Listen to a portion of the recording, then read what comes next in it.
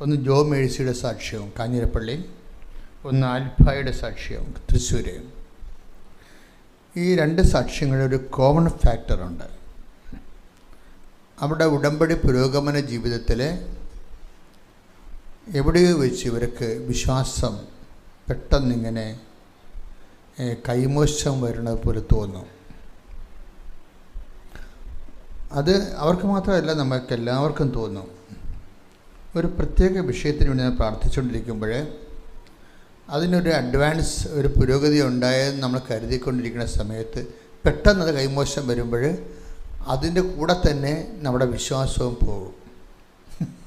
അതിൻ്റെ പ്രധാനപ്പെട്ട കാരണം വിഷയബന്ധിയായ വിശ്വാസമാണ് നമ്മൾ ഡെവലപ്പ് ചെയ്തെടുത്തിരിക്കുന്നത്.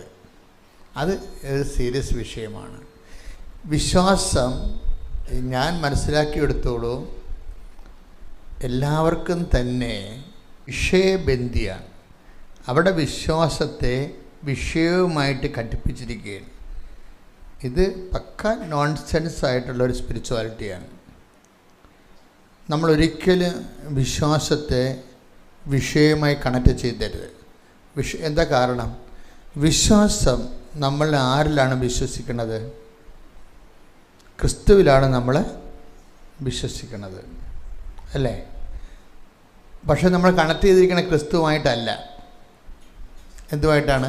നമ്മുടെ ജോലിയുമായിട്ടും വീടുമായിട്ടും വിവാഹമായിട്ടും മക്കളുമായിട്ടാണ് വിശ്വാസം കണക്ട് ചെയ്തിരിക്കുന്നത്. ഇത് അറിയാതെ സംഭവിക്കുന്ന ഒരു ആപത്താണ്. അതിൻ്റെ കാരണം എന്ന് വെച്ച് കഴിഞ്ഞാൽ ജോ മേഴ്സിയുടെ സാക്ഷ്യം തന്നെ എടുക്കാം. ജോ മേഴ്സി ആവറേജ് എബവ് വിശ്വാസം നിലവാരമുള്ള ഒരു പെൺകുട്ടിയാണ്. അവൾ അമ്മയോട് എപ്പോഴും പറയുമായിരുന്നു, അമ്മ എനിക്ക് 18 വയസ്സാകുമ്പോൾ അമ്മ എന്നോട് പറയണമെന്ന്. അപ്പോൾ അമ്മ വിചാരിച്ചതെന്ന് വെച്ച് കഴിഞ്ഞാൽ ഇവൾക്ക് ഡ്രൈവിങ് പഠിക്കാനായിരിക്കുമെന്നാണ് വിചാരിക്കുന്നത്. അപ്പം അവളത് വിചാരിച്ചത് അങ്ങനെയല്ല. 18 വയസ്സാകുമ്പോൾ എനിക്ക് ഉടമ്പടി എടുക്കാൻ പറ്റുമല്ലോ എന്നാണ്. അപ്പം അത്രയും തീഷ്ണതയുള്ള ആളാണ്. 18 വയസ്സാകുമ്പോൾ എനിക്ക് ഉടമ്പടി എടുക്കാൻ പറ്റുമല്ലോ, അതിനുവേണ്ടി ഇങ്ങനെ 18 വയസ്സാകാൻ കാത്തിരിക്കുക. അപ്പോൾ അവളുടെ അമ്മ ഒരു ടീച്ചറാണ്. അവൾ 18 വയസ്സായ അന്ന് വന്ന് ഉടമ്പടി എടുക്കും. അപ്പോൾ ഇതിനു വേണ്ടി ഇങ്ങനെ കാത്തിരുന്ന പോലെ വന്ന് ഉടമ്പടി എടുക്കും. ഉടമ്പടി എടുത്തിട്ട് ആൾ ഭയങ്കര തീഷ്ണതായിട്ടാണ് ഉടമ്പടി ചെയ്യണത്. വളരെ തെറ്റൊന്നുമില്ല, വളരെ തീഷ്ണതായിട്ടാണ് ആൾ ചെയ്തിരിക്കുന്നത്. ആ ഉടമ്പടി കിട്ടിയ കാശ് രൂപം ഈ സ്വന്തം കൊന്ത മോതിരത്തിൽ പിന്ന് കുത്തി പിന്നിൻ്റെ അകത്ത് ഈ ഉടമ്പടി കാശ് രൂപ ഇട്ട് ഇറുക്കി പിടിച്ചാണ് നടക്കണത്. അപ്പോൾ ചുമ്മാ അല്ല, വളരെ സീരിയസ് കമ്മിറ്റ്മെൻറ്റിലുള്ള ആളാണ്. ഇങ്ങനെ ഇത്രയും എക്സ്പ്രഷൻസ്, ഫെയ്ത്ത് എക്സ്പ്രഷൻസ് ഇത്തിരി കൂടുതലുള്ള ആളാണ്. അപ്പം ആളിൻ്റെ ഒരു ആഗ്രഹം എന്ന് പറയുന്നത് ഇത്രയേ ഉള്ളൂ, സിമ്പിളായിട്ടൊരു ആഗ്രഹമേ ഉള്ളൂ. ആൾ ബ്രില്യൻ്റാണ്, ആഗ്രഹം ഇത്രയേ ഉള്ളൂ. എനിക്ക് മെഡിക്കൽ കോളേജിൽ ഒരു മെഡിക്കൽ സീറ്റ് നേഴ്സിങ്ങിന് പഠിക്കണം. അതിൽ കുഴപ്പമില്ല, അവരുടെ പ്രൊഫഷൻസി അനുസരിച്ച് അവർക്ക് അതിനുള്ള യോഗ്യത ഉണ്ട്, അവർക്ക് തന്നെ പ്രാർത്ഥിക്കാൻ പറ്റും. ഇനി യോഗ്യത ഇല്ലെങ്കിൽ പോലും ഉടമ്പടിയുടെ ബേസിക് പ്രിൻസിപ്പിൾ എന്താണ്? Not by merit but by grace ആണ്. അപ്പോൾ ഇവിടെ ഉടമ്പടിയെ സംബന്ധിച്ചിടത്തോളം അതിൻ്റെ ബേസിക് പ്രിൻസിപ്പിൾ തന്നെ എന്താണ്? മെറിറ്റല്ല, മാർക്കല്ല എൻ്റെ അകത്ത് നോക്കണത്. Not by merit but by grace ആണ്. അപ്പം അതുകൊണ്ട് ഉടമ്പടിയിൽ എന്തും ആഗ്രഹിക്കാൻ നമുക്ക് ഒരു പ്രശ്നവുമില്ല. കാരണം എന്ന് വെച്ച് കഴിഞ്ഞാൽ ഒരു മനുഷ്യനെ ആഗ്രഹിക്കാവുന്നതിൻ്റെ അപ്പുറത്താണ് ദൈവം നമുക്ക് തന്നത്. എന്നിട്ട് നമ്മളോടൊരു ചോദ്യം ചോദിച്ചു. എന്താണ് ചോദിച്ചത്? ആഗ്രഹിക്കുന്നവരോടെല്ലാം കൂടി ദൈവം ഒരു ചോദ്യം ചോദിച്ചു. എന്താണ്? നീ ഈ ആഗ്രഹിക്കുന്ന ആക്രാന്തത്തിനേക്കാൾ വലുതല്ലേ ഞാൻ തന്നത്? എന്ന് പറയും, നമുക്ക് യേശുക്രിസ്തുവിനെ നൽകിയവൻ. അതാണ് വിഷയം. Take the word of God. ഹല്ലേലൂയ. റോമ 8:32 ഏറ്റവും ഇത് ക്യാപിറ്റൽ വേർഡാണ് കേട്ടോ. ഇതൊക്കെ എപ്പോഴും കിച്ചണിലൊക്കെ എഴുതിയിടേണ്ട, ഡ്രോയിങ് റൂമിനും സ്റ്റഡി റൂമിലും ഒക്കെ എഴുതി വെച്ച് പറ്റിച്ച് വെക്കേണ്ട പടങ്ങളാണ്. എന്താണ്?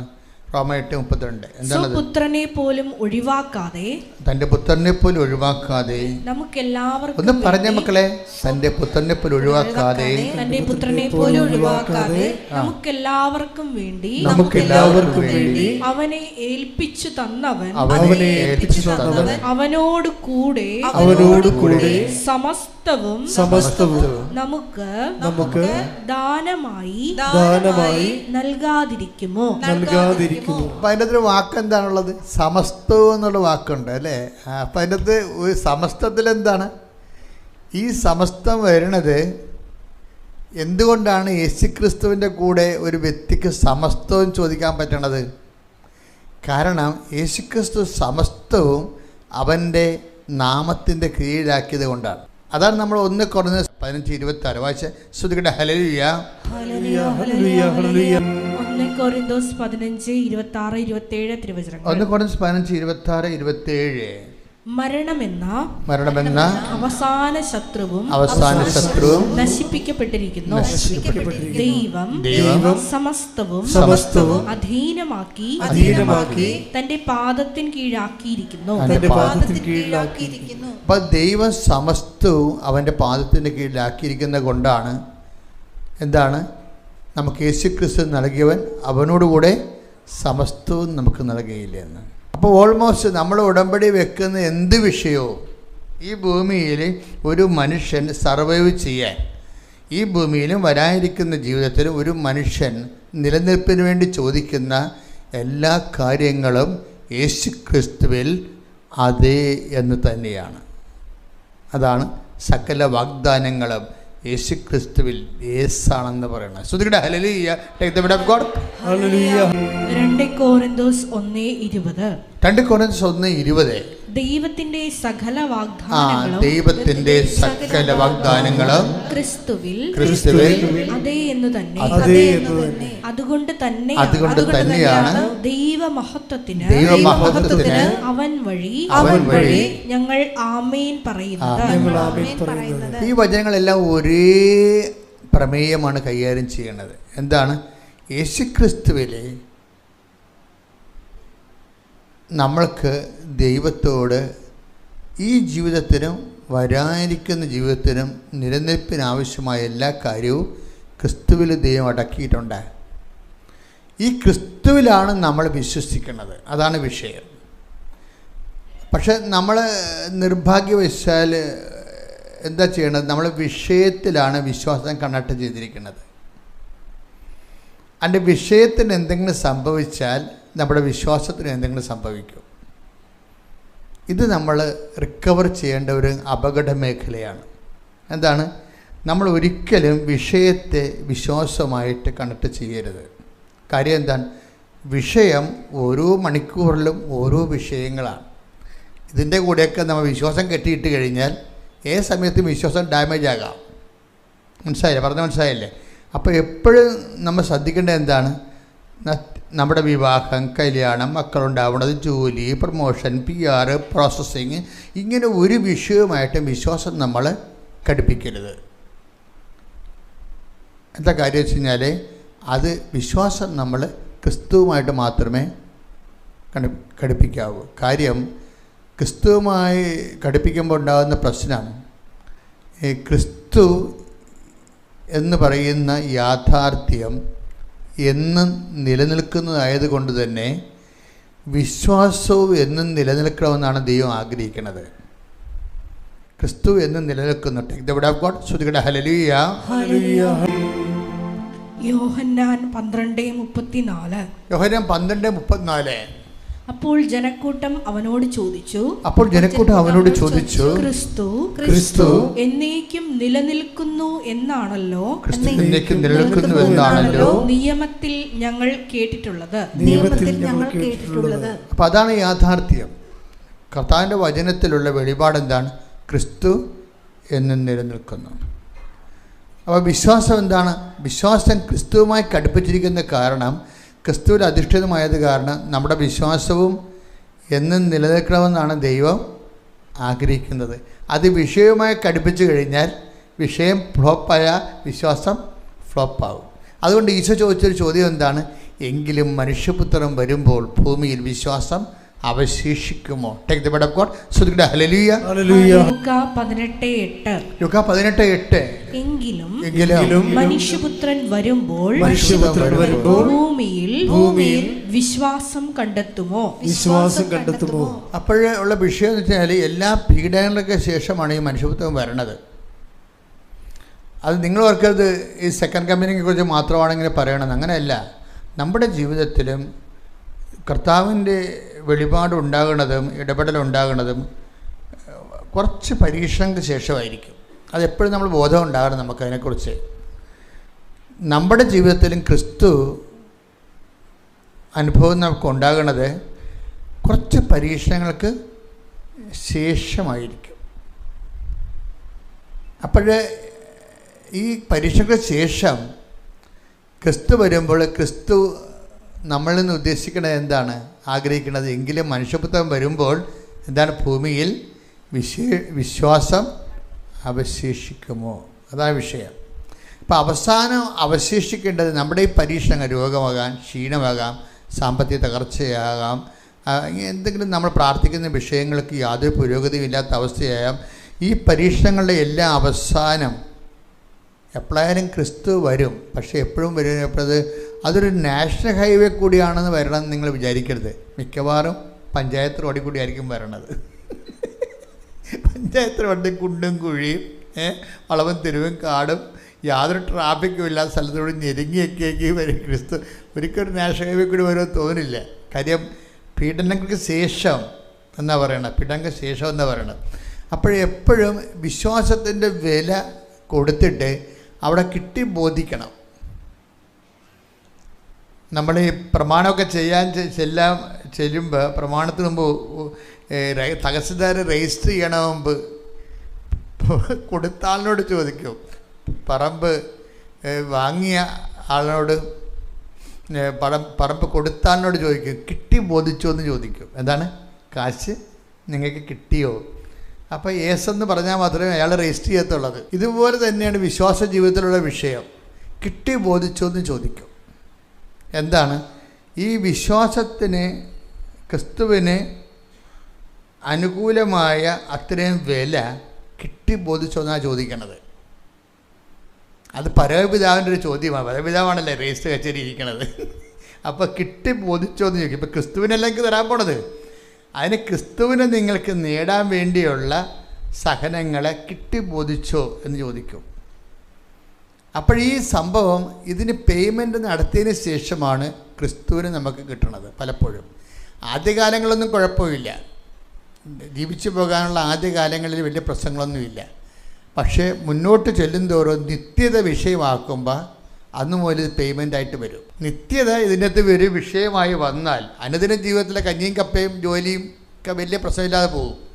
കാര്യം അതൊക്കെ എല്ലാം നമുക്ക് വിശ്വാസം ഉള്ളവർക്കും കിട്ടും, ഇല്ലാത്തവർക്കും കിട്ടും, ഒരു പ്രശ്നവുമില്ല. വിശ്വാസം ഇല്ലാത്തവർക്കും റാങ്ക് കിട്ടണില്ലേ, അവർക്ക് ജോലി കിട്ടണില്ലേ. അപ്പം ലോകത്തിലുള്ള ഇടപാട് പരിപാടിയൊക്കെ എല്ലാം എവരിപടി എല്ലാവർക്കും അത് കിട്ടും. അത് ഞാൻ എപ്പോഴും പറയുന്നതാണ്. സന്താന പുഷ്ടിയുള്ളവരായി പെരുകി ഭൂമിയെ കീഴടക്കാൻ പറഞ്ഞപ്പോൾ ഇതിൻ്റെ അത് ജോലിയും വീടും വിവാഹവും കുഞ്ഞുങ്ങളും എല്ലാം ഒരു കംപ്ലീറ്റ് പാക്കേജാണ്. അതിന് വിശ്വാസത്തിൻ്റെ ഒരു ആവശ്യമില്ല.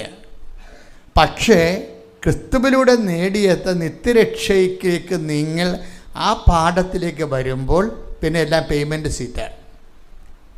കാര്യം എന്താ? എപ്പോഴും ഒരു സഹനം വന്നാൽ അപ്പോൾ ഓർത്തേക്കണം, ഒരു കാര്യമില്ലാതെ സഹനം വരൂ. ഒരു കാര്യം ഉണ്ടാകണ്ട. നിങ്ങൾ ഇപ്പം എന്താ വിഷയം? ഇപ്പം നിങ്ങൾ വളരെ വെള്ളം അടിക്കണില്ല, വേറെ ചുറ്റിക്കളികളൊന്നുമില്ല, മര്യാദയ്ക്ക് ജീവിക്കുന്നുണ്ട്, 10 മനുഷ്യനെ കണ്ടാൽ മനുഷ്യരെപ്പറ്റി കാണിക്കുന്നുണ്ട്, ഇല്ലാത്തതിനുമായിട്ട് ഉള്ളത് പങ്കുവെക്കുന്നുണ്ട്. അങ്ങനെ വളരെ വെടിപ്പും മേനയായിട്ട് ജീവിച്ചാലും പണി 8 കിട്ടുന്ന കാര്യത്തിൽ യാതൊരു സംശയമില്ല. അത് നിങ്ങൾ ക്രിസ്തുവിലേക്ക് വരുമ്പോൾ അറിയണം. അതെന്താ? ക്രിസ്തുവിനെക്കുറിച്ചുള്ള ആദ്യ അറിവ് എന്താ? നിഷ്കളങ്കനായാലും ശരി പണി കിട്ടുമെന്ന് തന്നെ എൻ്റെ അർത്ഥം. അതെന്താ കാര്യം? ഈശോ വല്ല തെറ്റും ചെയ്തിട്ടാണ് ഈ പങ്കപ്പാട് മുഴുവൻ അനുഭവിച്ചത്. അപ്പം തെറ്റ് ചെയ്യാതെ ഒരു പങ്കപ്പാട് വന്നു കഴിഞ്ഞാൽ അതിൻ്റെ പ്രതിഫലം ക്രിസ്തുവാണെന്ന് മനസ്സിലാക്കുന്നതിന് കോമൺ സെൻസ് മതി.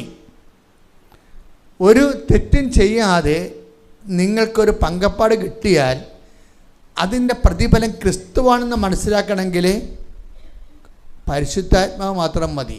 അച്ഛൻ പറഞ്ഞ മനസ്സിലായില്ലോ? അതുകൊണ്ട് ഒരിക്കലും ഞാനിങ്ങനെ പ്രാർത്ഥിച്ച് ജീവിച്ചല്ലോ, ഞാൻ പള്ളിയിൽ നിന്ന് മാറാതെ നടന്നല്ലോ, കുഞ്ഞുനാൾ പോലും ഞാൻ ചോദിച്ചതല്ലേ വെള്ളമടിക്കാത്തൊരു ഭർത്താവിനെ തരണമെന്ന്, എന്നിട്ട് ഇവൻ്റെ മൂക്ക് പിടി ഞാൻ മുന്നാഴി കിട്ടുമല്ല, എന്ത് ചതിയാണ് ദൈവം എന്നോട് ചെയ്തത്. You should not ask. നമുക്ക് ദൈവത്തോട് ഒന്നും ചോദിക്കാനുള്ള യാതൊരു പ്രൊവിഷനുമില്ല. എന്താ കാര്യം? നീ നിഷ്കളങ്കമായി ആദ്യമേ ചോദിച്ച ചോദ്യങ്ങളെല്ലാം ശരിയാണ്, അതെല്ലാം ദൈവം വരവച്ചിരിക്കുന്നു. അതുകൊണ്ട് തന്നെയാണ് ഈ ഒരു ആളെ, ഈ അവതാരത്തെ നിനക്ക് തന്നിരിക്കുന്നത്. ഇനി എന്താണ്? ഇത് പേയ്മെൻറ്റ് സീറ്റാണ്. ഇനി ഇയാളെ വെച്ച് ക്രിസ്തുവിനെ നേടാൻ നോക്കണം. നീ ഈ ആളെ വെച്ചാണ് ക്രിസ്തുവിനെ നേടാൻ നോക്കേണ്ടത്. നിങ്ങളൊന്ന് ചിന്തിച്ച് നോക്കി, അമ്മയുടെ പ്രസവം, ഈ ദൈവം അനീതി കാണിക്കുന്ന ആളാണെങ്കിൽ തീർച്ചയായിട്ടും ഏറ്റവും കൂടുതൽ അനീതി കാണിച്ചിരിക്കുന്നത് അമ്മയോടാണ്. കാര്യം അപ്പയുടെ തിരുമനസ് പ്രകാരമാണ് പരിശുദ്ധാത്മാവിൽ അമ്മ ഗർഭം ധരിച്ചത്. പക്ഷേ ആ ഒരു പ്രസവത്തിന് പോലും ഒരു ചെറുവിരൽ അപ്പ അനക്കണില്ല. അത് കണ്ടാൽ മതി, നമുക്ക് കാര്യങ്ങളെല്ലാം ഒട്ടനെ മനസ്സിലാകും. ചിലർ പറയണത്, ചില ബൈബിൾ പണ്ഡിതന്മാർ പറയണത് അമ്മ വഴിയിലാണ് പ്രസവിച്ചതെന്നാണ് പറയണത്. വഴിയിലാണ് പ്രസവിച്ചത്. കാര്യം എന്താണ്? അപ്പോൾ നമ്മൾ പുൽത്തൊട്ടിലാണ് പ്രസവിച്ചതെന്നാണ് നമ്മൾ പൊതുവെ പറഞ്ഞ് കാലത്തൊഴുത്തി പ്രസവിച്ചതെന്നാണ്. പക്ഷേ എഴുതി വെച്ചിരിക്കണത് എന്താണ്? ആ ശിശുവിനെ പിള്ളക്കച്ചയിൽ പൊതിഞ്ഞ് മറിയം പുൽത്തൊട്ടി കിടത്തിയെന്നാണ്. അപ്പോൾ വഴിയിലെങ്ങാണ്ട് പ്രസവിച്ചിട്ടാണ് കൊണ്ടുവന്ന് വഴിയരികെ കണ്ട പുൽത്തൊട്ടിയിൽ കൊണ്ടുവന്ന് കിടത്തിയത്. അപ്പോൾ ഇതിന് അപ്പായ്ക്ക് എന്തെങ്കിലും തരത്തിലുള്ള സഹായം ചെയ്ത് കൊടുക്കേണ്ടതല്ലേ? അപ്പക്ക് പണ്ട് മുതലുള്ള പരിപാടിയാണ് സഹായം ഒന്നും ചെയ്ത് കൊടുക്കാതെ. കുരിശക്കിടന്ന് നിലവിളിച്ചിട്ട് സഹായം കൊടുത്തില്ല, പിന്നെയാണ് നമുക്ക് തരാൻ പോണത്. കുരിശക്കിടന്ന് ഏലോ ഏലോയിൽ ലമ സബദ്ധാനി, എന്തുകൊണ്ട് നീ എന്നെ ഉപേക്ഷിച്ചും ചോദിച്ചിട്ട് സഹായം കൊടുത്തില്ല. അപ്പോൾ ഇതിൻ്റെ വിഷയം എന്ന് പറയുന്നത് ഈ കാര്യത്തിൽ ക്രിസ്തുവിനെ സംബന്ധിച്ചുള്ള നല്ല ജ്ഞാനമാണ്. എന്താണ് കാര്യം? ഐ കമൺ മൈ സ്പിരിറ്റ് എന്ന് പറയാൻ, ഞാൻ എൻ്റെ ആത്മാവിനെ സമർപ്പിക്കണമെന്ന് പറയാൻ, ക്രിസ്തുവിനെ സംബന്ധിച്ചിടത്തോളം നിത്യതയെക്കുറിച്ച് ആ നല്ല കള്ളൻ ആ വർത്തമാനങ്ങളൊക്കെ പറയുമ്പോഴേ നല്ല കള്ളനോട് സംസാരിക്കാൻ പറ്റത്തില്ല. കാര്യം നീരി വെച്ച ബോഡിയാണ്, നാക്കാണെ കുഴയാണ്, വെള്ളമെല്ലാം ഒലിച്ചുപോയി, രക്തത്തിന് വരെ ഇപ്പം മഞ്ഞ വെള്ളമാണ് ബോഡിയിൽ നിന്ന് വരുന്നത്. തവളയെപ്പോലെ ഇങ്ങനെ കുരിശെ കിടക്കുകയാണ്, മുഴുവൻ മുള്ളും കുത്തിക്കയറ്റി കിടക്കുകയാണ്. ഇതിൻ്റെ ഇടയ്ക്ക് നല്ല കൊള്ളനോട് പറയുകയാണ്, ഇന്ന് നീ എൻ്റെ കൂടെ പർദീസയിലായിരിക്കും. ആ രാജ്യത്തെക്കുറിച്ച് ക്രിസ്തുവിന് നല്ല ബോധമുണ്ട്.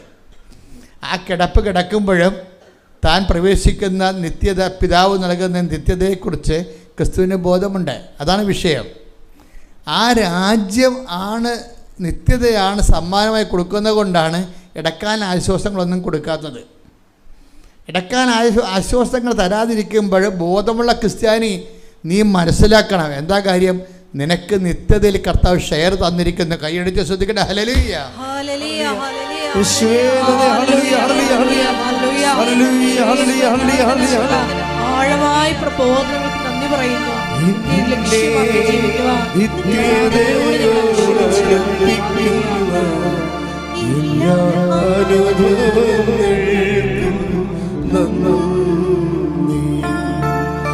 എന്നെ നല്ല ശിഷ്യനാക്കിയിടുന്ന എല്ലാ കുരിശുകൾക്കും എന്നെ നിത്യതയോടടുപ്പിക്കുന്ന എല്ലാ അനുഭവങ്ങൾക്കും പരിശുദ്ധ പരമദിവ്യകാരുണ്യത്തിന് ആരാധനയും സ്തുതിയും പുകഴ്ചയും ഉണ്ടായിരിക്കട്ടെ. പരിശുദ്ധ പരമദിവ്യകാരുണ്യത്തിന് ആരാധനയും സ്തുതിയും പുകഴ്ചയും ഉണ്ടായിരിക്കട്ടെ. അപ്പം നിങ്ങൾ എന്നോട് ചോദിക്കും, പിന്നെ എന്നാത്തിനാച്ചാ ഉടമ്പടി എടുക്കണതെന്ന്. അതിനൊരു ഉത്തരം എന്താ സംഭവം? അതിന് ഉത്തരം നമ്മുടെ സാക്ഷ്യങ്ങൾ തന്നെയാണ്. ജോമേഴ്സിക്ക് ഇടയ്ക്കൊരു അമ്പലം ഉണ്ടാകാനുള്ള അവൾ ഇത്രയും തീഷ്ണമായിട്ട്, ഞാൻ അവളെ വിമർശിക്കത്തില്ല. കാര്യം അവൾക്ക് 18 വയസ്സേ ഉള്ളൂ. 18 വയസ്സുള്ള ആളിന് ഇത്രയും വിശ്വാസം ഇൻവെസ്റ്റ് ചെയ്തിരിക്കുകയാണ്. ആളെന്ത് ചെയ്തിരിക്കണത്? ആളെ ചോദിക്കുന്ന മര്യാദയുള്ള കാര്യമാണ്. എന്താണ്? അവൾക്ക് മെഡിക്കൽ കോളേജിൽ ഒരു നഴ്സിംഗ് സീറ്റ് കിട്ടണം, അത്രേ ഉള്ളൂ. അത് അവളുടെ പ്രായത്തിൽ അവൾ ആഗ്രഹിക്കേണ്ട കാര്യങ്ങളാണ്. അതിൻ്റെ അകത്ത് കുഴപ്പങ്ങളൊന്നുമില്ല. അതിന് അവൾ ഇൻവെസ്റ്റ് ചെയ്യുന്നുണ്ട്. എന്താണ്? ബാംഗ്ലൂർ ഇൻ്റർവ്യൂവിന് പോയപ്പോൾ കന്നഡ പത്രം എടുത്തിട്ട് പോയിട്ടുണ്ട്. അവിടെ വിശ്വാസത്തെ അവൾ സാധൂകരിക്കുന്നുണ്ട്. ബാംഗ്ലൂരിൽ അവർ ഇൻ്റർവ്യൂവിന് പോയപ്പോൾ അവൾക്ക് മനസ്സിലായി അവിടെ മലയാളം കൊടുത്തിട്ട് കാര്യമില്ല. ഇവിടെ വന്ന് കന്നഡ പത്രം തന്നെ മേടിച്ചുകൊണ്ട് പോയി അവിടെ എല്ലായിടത്തും പറഞ്ഞ് വിതരണം ചെയ്തിട്ടുണ്ട് ആളുകൾ. കാര്യം എന്താ വെച്ചാൽ ആളിന് വിശ്വാസം വന്നത് എന്താണ്? ആളിന് വിശ്വാസം വരാൻ കാര്യം അമ്മ 2022 ഉടമ്പടിയെടുത്താണ്. ഈ ജോമേശ്വര അമ്മ 2022 ഉടമ്പടിയെടുത്ത ആളാണ്. അവർക്ക് 15 വർഷമായിട്ട് മൈഗ്രെയിനാണ്. എന്നിട്ട് ഈ കൊച്ച്, അവൾക്ക് 18 വയസ്സാണുള്ളത്. അപ്പോൾ അവളുടെ 3 വയസ്സിൽ മൈഗ്രെയിൻ തുടങ്ങിയതാണ്. അവൾക്കൊരു പ്രായമായി ഒരു 10 വയസ്സൊക്കെ ആയപ്പോൾ അമ്മ ഇങ്ങനെ മൈഗ്രെയിൻ വന്നിങ്ങനെ തലകുത്തി കിടക്കണം കാണാം വീട്ടിൽ. തല ഇങ്ങനെ പൊട്ടണ കാരണം അവൾ പറയണത് ഞാൻ തന്നെയാണ് 6 തുകർത്ത് തലക്ക് അമ്മയ്ക്ക് വരിഞ്ഞ് വെക്കുമെന്ന്.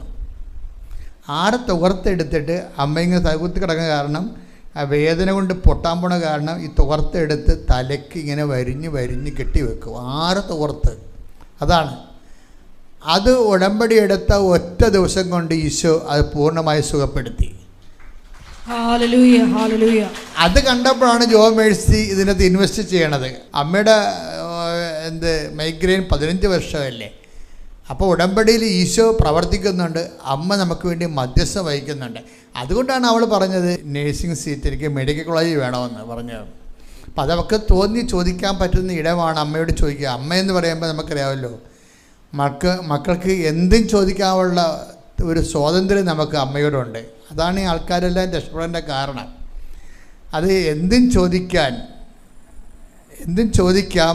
നമുക്ക് ഏറ്റവും നല്ല ഒരു സ്വാതന്ത്ര്യമുള്ള ഇടമാണ് അമ്മ. അതുകൊണ്ടാണല്ലോ ഞാൻ എപ്പോഴും ഓർക്കുകയും ആ കനായിലെ കല്യാണത്തിൽ അമ്മ ആ ഭവനത്തിൽ വരുമ്പോൾ അവിടെ ഒരു ഇല്ലായ്മ കാണുന്നിട്ട് അമ്മ ഉടനെ ആ ഇല്ലായ്മ, ആ ഒരു വിഷയം മുഴുവനും അത് ആ കുടുംബത്തിലേക്ക് യേശുവിനെ തേടിപ്പിടിക്കണമുണ്ട്. കൂട്ടത്തിൽ നിന്ന് യേശുവിനെ തിരക്കിയെടുത്ത് തേടിപ്പിടിച്ച് ഈ വിഷയം അവിടെ അവതരിപ്പിക്കുന്നു. അമ്മ നമ്മൾ വിചാരിച്ചതിനേക്കാളും ഈ ജീവിത പ്രശ്നങ്ങളോട് പെട്ടെന്ന് പോസിറ്റീവായിട്ട് റെസ്പോണ്ട് ചെയ്യുന്നു. ആ കുടുംബത്തിൻ്റെ ആ വിഷയത്തെ സ്വന്തമായിട്ട് ഏറ്റെടുത്തിട്ട് യേശുവിനെ തേടിപ്പിടിച്ച് ആ വിഷയം യേശുവിനെ ഏൽപ്പിക്കുന്നതാണ്. അത് ഒരു വല്ലാത്തൊരു സംഭവമാണ്. കാനായിലെ കല്യാണത്തിൽ ഇത്രയും ഇന്ധനമുണ്ടെന്ന് ഞാൻ ഒരിക്കലും വിചാരിച്ചത്. ഇത് ഡിഗ് ചെയ്യും തോറും നമുക്ക് ഖനികൾ, സ്വർണ്ണം ഇങ്ങനെ കുഴിച്ചെടുക്കണ പോലെയാണ് കാനായിലെ പ്രമേയം വരണത്. യേശുവിനെ തേടിപ്പിടിച്ചിട്ട് ഈ ലോകത്ത് അമ്മ ഉയർത്തുന്ന ശ്ലോകമുണ്ട്. എന്താണ് ശ്ലോകം? നിങ്ങൾക്ക് സങ്കടങ്ങളോ വേദനകളോ ഇല്ലായ്മകളോ വന്നാൽ receive Jesus Christ and gets പാസിഫൈഡ്.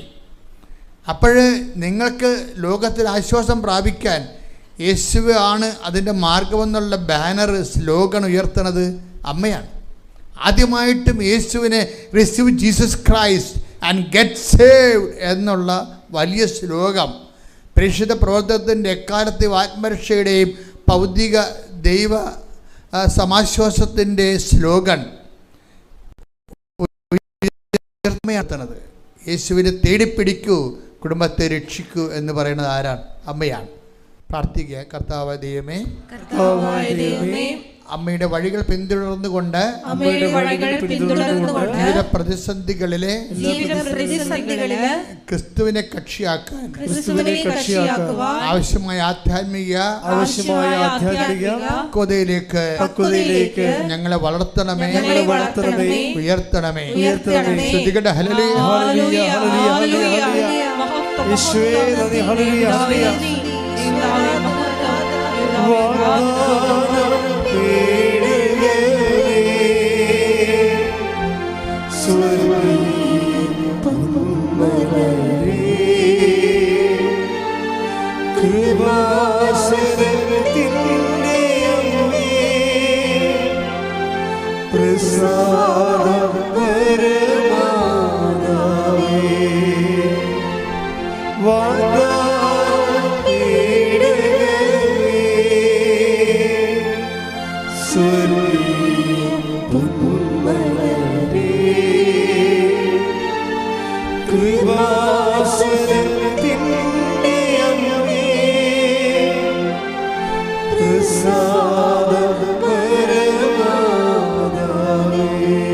പരിശുദ്ധ പരമദിവ്യകാരുണ്യത്തിന് എന്നേരവും ആരാധനയും സ്തുതിയും പുകഴ്ചയും ഉണ്ടായിരിക്കട്ടെ. പക്ഷെ എനിക്ക് നിങ്ങളോട് പറയാനുള്ളത്, ജീവിതം ഒരു പരിക്കമാറുന്ന അവസ്ഥയിൽ പോയാലും നിങ്ങൾ ഒരിക്കലും ദൈവത്തെ സംശയിക്കരുത്.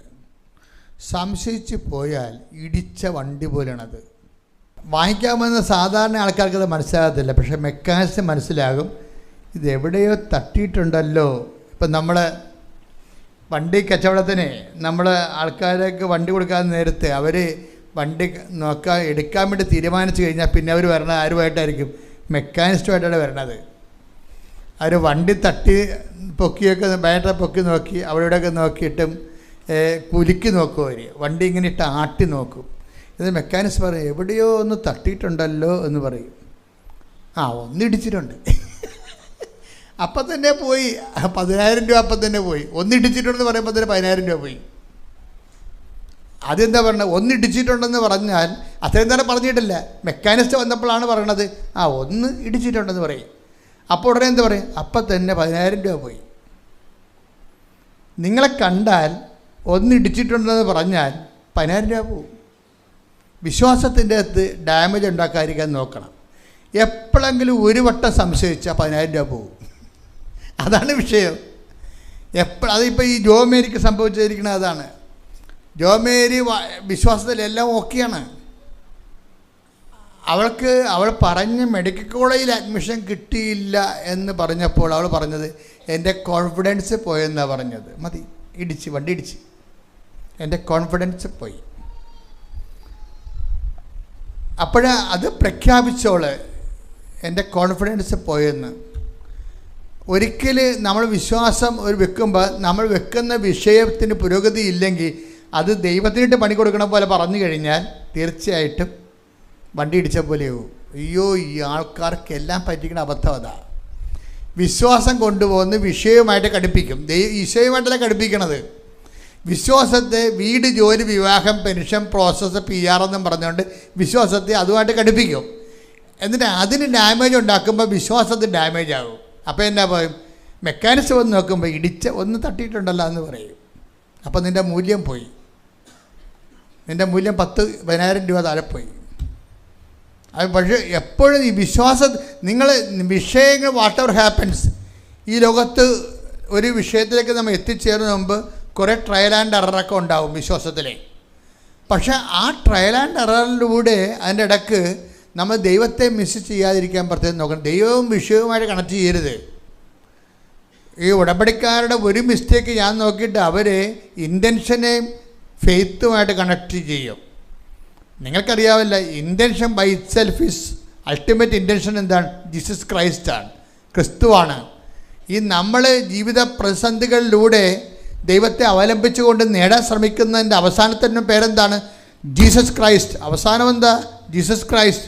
അപ്പോൾ നമ്മൾ ഈ പല പല നേട്ടങ്ങൾ നേടിയാലും ഈ നേട്ടങ്ങളെല്ലാം use and throw and waste and ഫയറാണ്.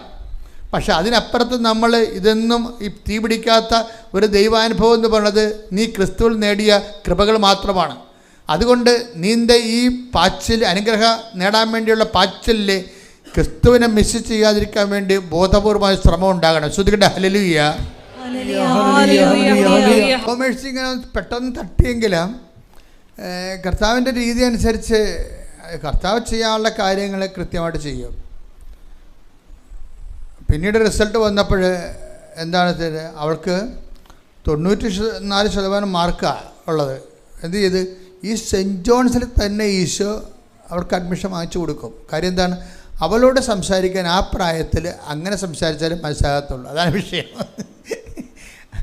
അവളുടെ പ്രായത്തിന് അങ്ങനെ സംസാരിച്ചാലേ അവൾക്ക് മനസ്സിലാകത്തുള്ളൂ. അതുകൊണ്ട് ആ പിടിവാശിയിൽ കർത്താവ് നിന്ന് കൊടുത്തു. ആ പറഞ്ഞ കോളേജിൽ തന്നെ അഡ്മിഷൻ കൊടുത്തു ശരിക്കും.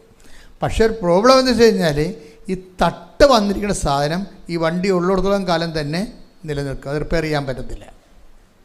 ഇത് നിരന്തരമായൊരു അതായത് ഇനി ഇതിൻ്റെ ഒരു മാർഗം വിശ്വാസത്തിൽ എവിടെയെങ്കിലും ഒരു തട്ടുകേട് കിട്ടിക്കഴിഞ്ഞ് നമ്മൾ ദൈവത്തിന് ഒരു കോൺഫിഡൻസ് അല്ലെന്ന് പറഞ്ഞാൽ പിന്നീട് നമ്മൾ ചെയ്യണത് ഒന്നും കൈപ്പറ്റാതെ വിശ്വാസം മാത്രം ഇൻവെസ്റ്റ് ചെയ്തിട്ടുള്ള പുതിയ പ്രോജക്റ്റ് എടുക്കണം. അതേ ഇതിൻ്റെ മാർഗമുള്ളൂ. ഞാനൊരു ആധ്യാത്മിക ശുശ്രൂഷകൻ എന്ന രീതിയിൽ നിങ്ങൾക്ക് നൽകുന്നൊരു ഉപദേശമാണ്. ഇൻ കേസ് എവിടെയെങ്കിലും ഇതുപോലെ നിങ്ങൾ വല്ല പൊട്ടത്തറയും വിളിച്ച് പറഞ്ഞ് വിശ്വാസം വണ്ടി ഡാമേജ് ആക്കിയിട്ടുണ്ടെങ്കിൽ പിന്നെ ഉള്ളൊരു മാർഗമെന്ന് പറയുന്നത് നമ്മൾ ദൈവത്തോട് ഒന്നും കൈപ്പറ്റാതെ വിശ്വാസം ഇൻവെസ്റ്റ് ചെയ്യണം. കാര്യം ഈശോ പറയണത് എന്താ പറഞ്ഞത്? എങ്കിലും മനുഷ്യപുത്രം വരുമ്പോൾ നിങ്ങൾക്ക് ബാങ്ക് ബാലൻസ് ഉണ്ടാകുമോ ചോദിച്ചിരിക്കണത്. മനസ്സിലായ? എങ്കിലും മനുഷ്യപുത്രം വരുമ്പോൾ നിങ്ങൾക്ക് ആരോഗ്യം ഉണ്ടാകുമോ ചോദിച്ചിരിക്കണത്. എങ്കിലും മനുഷ്യപുത്രം വരുമ്പോൾ നിങ്ങളുടെ വീട് വലിയ ബംഗ്ലാവ് പോലെ ഇരിക്കുമോ ചോദിച്ചിരിക്കണത്. എങ്കിലും മനുഷ്യപുത്രം വരുമ്പോൾ എന്താണ്? നിങ്ങൾ സൗഖ്യമായി കണ്ടെത്തുമോ എന്നല്ല ചോദിച്ചിരിക്കണത്. എങ്കിലും മനുഷ്യപുത്രം വരുമ്പോൾ ഈ സൗഖ്യത്തിനും വീടിനും ജോലിക്കും ജീവിതത്തിനും അപ്പുറത്ത് ദൈവം കാണുന്ന തിരുശേഷിപ്പുണ്ട്. അതാണ് വിശ്വാസം. കൈയടിച്ച് സ്തുതിക്കട്ടെ. ഹല്ലേലൂയ.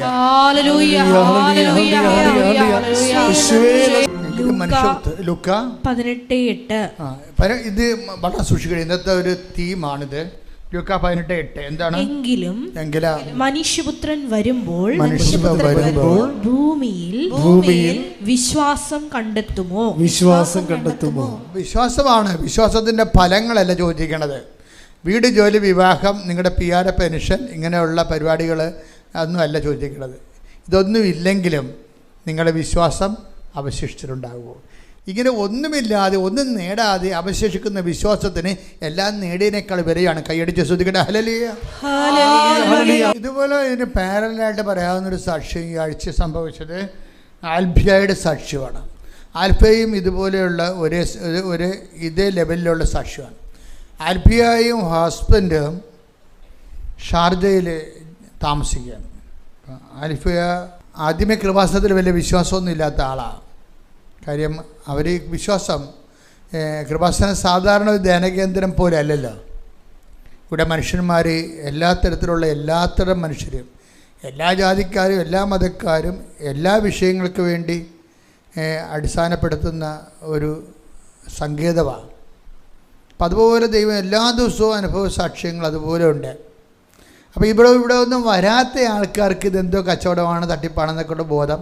അങ്ങനെ സാത്താൻ ആ രീതിയിൽ ഒരു പണിയൊക്കെ എടുക്കുന്നതുകൊണ്ട് ഞങ്ങൾ അതിനകത്തൊന്നും മൈൻഡ് ചെയ്യണില്ല. എന്താ കാര്യം? ഞങ്ങളെ സംബന്ധിച്ചിടത്തോളം ഏൽപ്പിച്ച ജോലി പൂർത്തിയാക്കുക മാത്രമേ ഞങ്ങൾക്ക് ഉദ്ദേശമുള്ളൂ. ഏൽപ്പിച്ച ജോലി എന്താണെന്ന് നമുക്കറിയാം. എന്താണ്? അമ്മയുടെ പ്രത്യക്ഷീകരണമാണ്. അമ്മയുടെ പ്രത്യക്ഷീകരണമാണ് ഏൽപ്പിച്ച ജോലി. ആ പ്രത്യക്ഷീകരണത്തിൻ്റെ ആ സന്ദേശത്തെ കൈമാറുന്നതിന് വേണ്ടിയാണ് ദൈവം ഉടമ്പടി തന്നിരിക്കുന്നത്.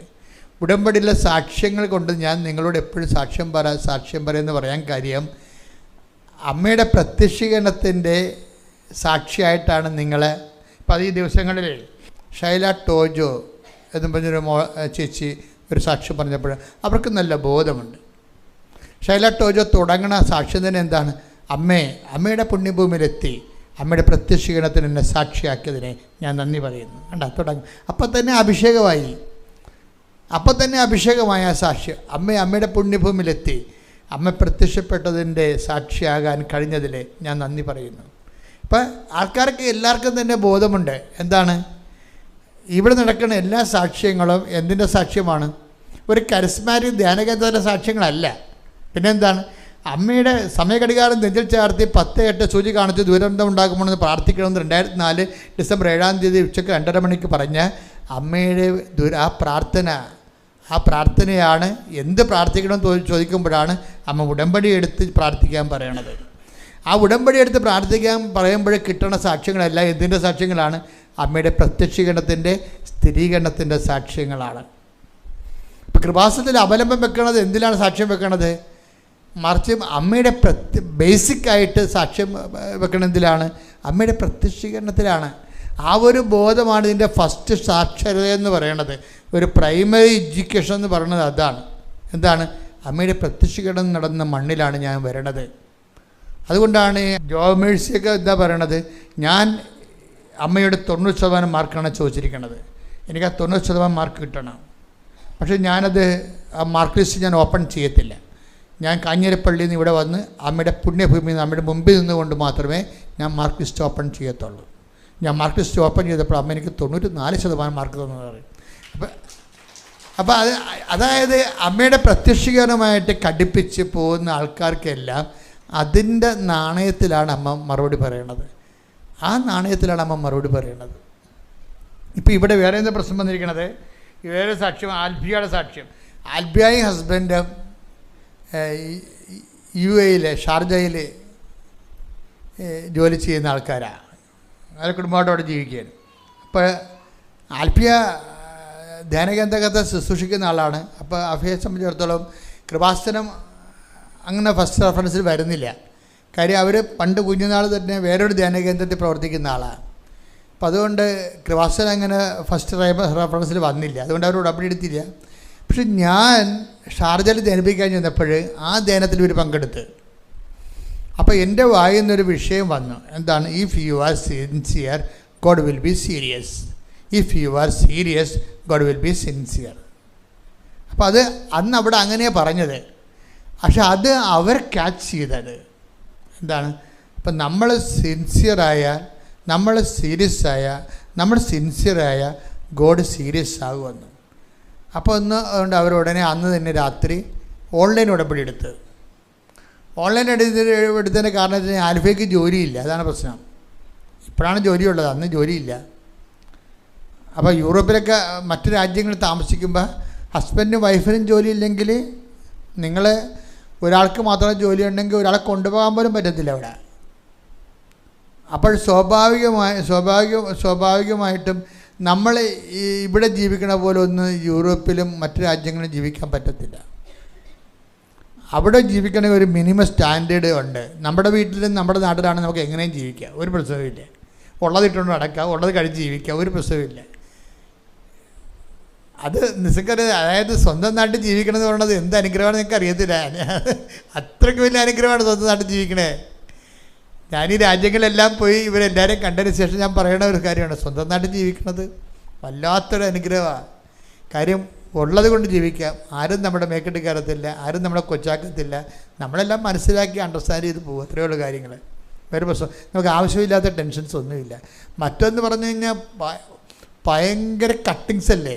നമ്മുടെ ഞങ്ങൾക്ക് പെൻഷൻ കിട്ടുമെന്ന് പറഞ്ഞുകൊണ്ട് 50% കട്ടിങ്സൊക്കെയാണ് ശമ്പളത്തിൽ വരണത്. പിന്നെ എങ്ങനെ പെൻഷൻ കിട്ടുമേ? പെൻഷൻ അവസാനം കിട്ടും, പക്ഷേ കട്ടിങ്സ് എന്ത് മാത്രം. ഇവിടെ കട്ടിങ്സ് വല്ലതും ഉണ്ടോ? ഇവിടെ നിസ്സാരമായ ടാക്സൊക്കെ ഉള്ളു എല്ലാത്തിനും. നമ്മൾ പലരും ടാക്സ് കൊടുക്കണില്ല. എന്നിട്ട് ഗവൺമെൻറ് ആരുടെയൊക്കെ കടുത്ത പിടിക്കാൻ വരണമില്ല. അത് നമ്മുടെ ജനാധിപത്യത്തിൻ്റെ സൗന്ദര്യമാണ്. പിന്നെ കുറച്ച് ടാക്സ് വെട്ടിക്കുന്ന ആൾക്കാരുണ്ട്. ഒരിക്കലും ഗവൺമെൻറ് നിങ്ങൾ വെട്ടിക്കരുത് കേട്ടോ, ഉള്ള കാര്യം പറഞ്ഞേക്കാം. കാര്യമല്ല, പൊതുക്കാര്യം ചെയ്യാൻ പിന്നെ ഗവൺമെൻറ് വേറെ എവിടെ നിന്നാണ് പണമുള്ളത്? നമ്മുടെ ടാക്സിൽ നിന്നേ ഉള്ളൂ. ഇപ്പം ഞങ്ങളൊക്കെ ഏതെങ്കിലും പറയുമ്പോൾ സാറേ ടാക്സ് വേണമെങ്കിൽ എടുക്കും സാറേ എന്ന് പറയും, അങ്ങോട്ട് പറയും. ടാക്സ് വേണമെങ്കിൽ എടുക്കുമെന്ന് പറയും. കാര്യം നമ്മളെ സംബന്ധിച്ചുള്ള ഈ വിഷയങ്ങളൊന്നുമില്ല. ഗവൺമെൻറ് കൊടുക്കാനുള്ളത് നമുക്ക് ഗവൺമെൻറ് കൊടുക്കണം. അത് നിങ്ങളും തന്നെ നിങ്ങളങ്ങനെ ഒന്നും ചെയ്യരുത്. നിങ്ങളുടെ ഇപ്പോൾ ഉദ്യോഗസ്ഥന്മാർ 30% കട്ടിങ്സ് വരണം ഉദ്യോഗസ്ഥന്മാർക്ക്. നിങ്ങളത് 10 ശമ്പളം ഉള്ളതെന്ന് വിചാരിച്ചാൽ മതി. നിങ്ങൾ പൊതുസമൂഹത്തിന് വേണ്ടി നിങ്ങളാ ജോലി ശുശ്രൂഷ ചെയ്യണം. ഇപ്പോൾ രാജ്യം എന്തെങ്കിലുമൊക്കെ വികസനം ഈ ഭൂമി ഇല്ലെങ്കിൽ നമ്മുടെ ജീവിതം മുമ്പത്തെ പോലെ തന്നെ കെട്ടിക്കിടക്കുകയുള്ളൂ. പണ്ടൊക്കെ ഓർക്കണില്ലേ, ഒരു പഞ്ചായത്ത് പാലം ഞങ്ങളൊക്കെ കുഞ്ഞുനാളിൽ ഒരു പാലമില്ലാതെ ഒരു തടി വെട്ടിയിടും. തടി വെട്ടിയിട്ടുണ്ട് ഒരു കമ്പിയെ പിടിച്ച് തൂങ്ങിയാണ് ഈ തടിപ്പാലത്തെ കൂടി കയറിപ്പോണത്. അങ്ങനെ ഒറ്റ പാലം ഇന്ന് കേരളത്തിലില്ലല്ലോ. വളരെ എല്ലാ പാലവും കോൺക്രീറ്റ് ആക്കിയില്ലേ. അപ്പോൾ അതെല്ലാം എല്ലാ മേഖലകളും. ഞങ്ങളുടെ കാലത്ത് ഒരു വെള്ളം കിട്ടാൻ വേണ്ടി ഒരു കിലോമീറ്റർ വെള്ളം ഞാൻ തന്നെ കുടം കൊണ്ടുപോയിട്ടുണ്ട് വെള്ളം കോരിക്കൊണ്ടുവരാൻ. ഒരു കുളത്തിൽ നിന്ന് വെള്ളം കോരിക്കൊണ്ടുവരും കുടിക്കണ വെള്ളം. ആ സംഭവമാണ് ഇന്ന് അടുക്കള ജപ്പാൻ വെള്ളം വരണത്. ഇപ്പം ഗവൺമെൻറ്റിന് നമ്മൾ കൊടുക്കാനുള്ള കൃത്യമായിട്ട് കൊടുക്കണം. പിന്നെ നിങ്ങൾ പറയും അതൊക്കെ വെട്ടിപ്പാണ്. ലോകത്ത് മുഴുവനും ഇതുപോലെയുള്ള അധികാരത്തിലുള്ളവർക്കെല്ലാം അതുപോലെയുള്ളവരുടെ പോലെ നമ്മുടേത് കുറവാണെന്ന് ഞാൻ പറയത്തുള്ളൂ. കാര്യം ഓരോ രാജ്യങ്ങളിലെ അഴിമതികൾ കേൾക്കുമ്പോൾ അപ്പോൾ ഏത് രാജ്യമായാലും ഏത് സിസ്റ്റമായാലും ചില അഴിമതികൾ പുറത്തറിയത്തില്ലെന്നേ ഉള്ളു. ജനാധിപത്യ രാജ്യത്തിന് ഇതൊക്കെ പുറത്തറിയും. അതാണ് എൻ്റെ ഉള്ള ഗുണം. തന്നെയല്ല നമ്മുടെ മെഡിക്കേഷൻ എന്തുണ്ട്? നിങ്ങൾ എന്തുകൊണ്ടാണ് ഈ രാജ്യത്തിന് വേണ്ടി പ്രാർത്ഥിക്കാത്തത്? നമ്മുടെ മെഡിക്കേഷൻ ഒരു ചെറിയ ഒരു അസുഖം വന്നാലും വലിയ അസുഖം വന്നാലും നമുക്ക് പിടപ്പില്ല. എന്താണ്? ആവശ്യത്തിന് ആശുപത്രികളിലും അവിടെ നിറച്ച് ഡോക്ടർമാരും നഴ്സുമാരും ഉണ്ട്. അവരെല്ലാം നല്ല സർവീസ് ഉള്ളവരാണ്. സർവീസ് ഉള്ളവരാണ്. നമുക്ക് അമേരിക്കയിലൊക്കെ അല്ലെങ്കിൽ ഷാർജയിലൊക്കെ ഒരു ഡോക്ടറെ കിട്ടുമോ? കിട്ടത്തില്ല. 3 മാസം വെയിറ്റ് ചെയ്യണം. എന്താ കാര്യം? അപ്പോൾ അവരോട് ചോദിക്കുമ്പോൾ അവർ പറയും, അത് നിങ്ങളുടെ ബോഡിയിലുള്ള ആരോഗ്യം, നിങ്ങൾക്ക് ബോഡി തന്നെ മെയിൻറ്റെയിൻ ചെയ്യണം, ബോഡിയുടെ റെസിസ്റ്റൻസ് പവർ വർദ്ധിക്കണം, ബോഡിയുടെ പ്രതിരോധ ശക്തി വർദ്ധിപ്പിക്കാൻ വേണ്ടിയാണ് ഞങ്ങൾ ഉടനെ മെഡിക്കേറ്റ് ചെയ്യാത്തതെന്നൊക്കെ അവർ ഭംഗിവാക്ക് പറയും. അതൊന്നുമല്ല, അവർ ഇൻഷുറൻസ് കമ്പനിയുമായിട്ട് ലിങ്കാണ്. നമ്മളെ ചികിത്സിച്ച് കഴിഞ്ഞാൽ ഇൻഷുറൻസ് കമ്പനി ആണ് കാശ് തരേണ്ടത് നമുക്ക്. അത് കാരണം ഇൻഷുറൻസ് കമ്പനി ഈ ഡോക്ടർമാരുമായിട്ടൊക്കെ അലയൻസാണ്. അതുകൊണ്ട് പെട്ടെന്ന് കയറി ചികിത്സിക്കത്തൊന്നുമില്ല. കാര്യം കാശ് ഇൻഷുറൻസ് കമ്പനിയുടെ പോകത്തില്ലേ. അപ്പോൾ അത്തരം ഗതികെട്ട മെഡിക്കേഷൻസാണ് മറ്റു രാജ്യങ്ങളുള്ളത്. അതൊക്കെ നോക്കുമ്പോൾ നമ്മൾ ഒരിക്കലും ആവശ്യമില്ലാതെ ഏത് ഗവൺമെൻറ് XOR ഏത് ഗവൺമെൻറ് കയറിയാലും ആവശ്യമില്ലാതെ അവരെ വിമർശിച്ച് നശിപ്പിക്കരുത്. കാര്യം എന്ന് വെച്ച് കഴിഞ്ഞാൽ അവർക്ക് വേണ്ടി പ്രാർത്ഥിച്ചും അതുപോലെ തന്നെ നമ്മൾക്ക് പറ്റുന്ന പോലെ സഹായിച്ചും നമ്മളുടെ രാജ്യത്തെ അഭിവൃദ്ധിപ്പെടുത്താൻ വേണ്ടി ശ്രമിക്കണം. രാജ്യത്തിനും സംസ്ഥാനത്തിനും വേണ്ടി ഇട്ടുമുഴക്കം പോലെ ശ്രദ്ധിക്കേണ്ട. ഹല്ലേലൂയ.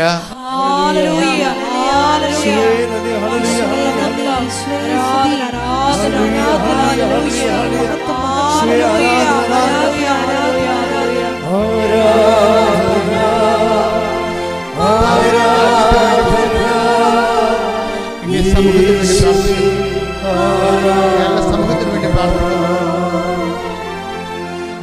എല്ലാ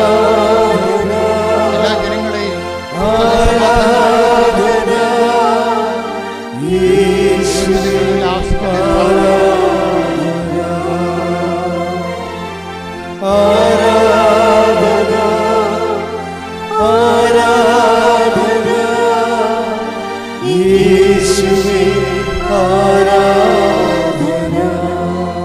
പരിശുദ്ധ പരമദിവ്യകാരുണ്യത്തിന് ആരാധനയും സ്തുതിയും പുകഴ്ചയും ഉണ്ടായിരിക്കട്ടെ.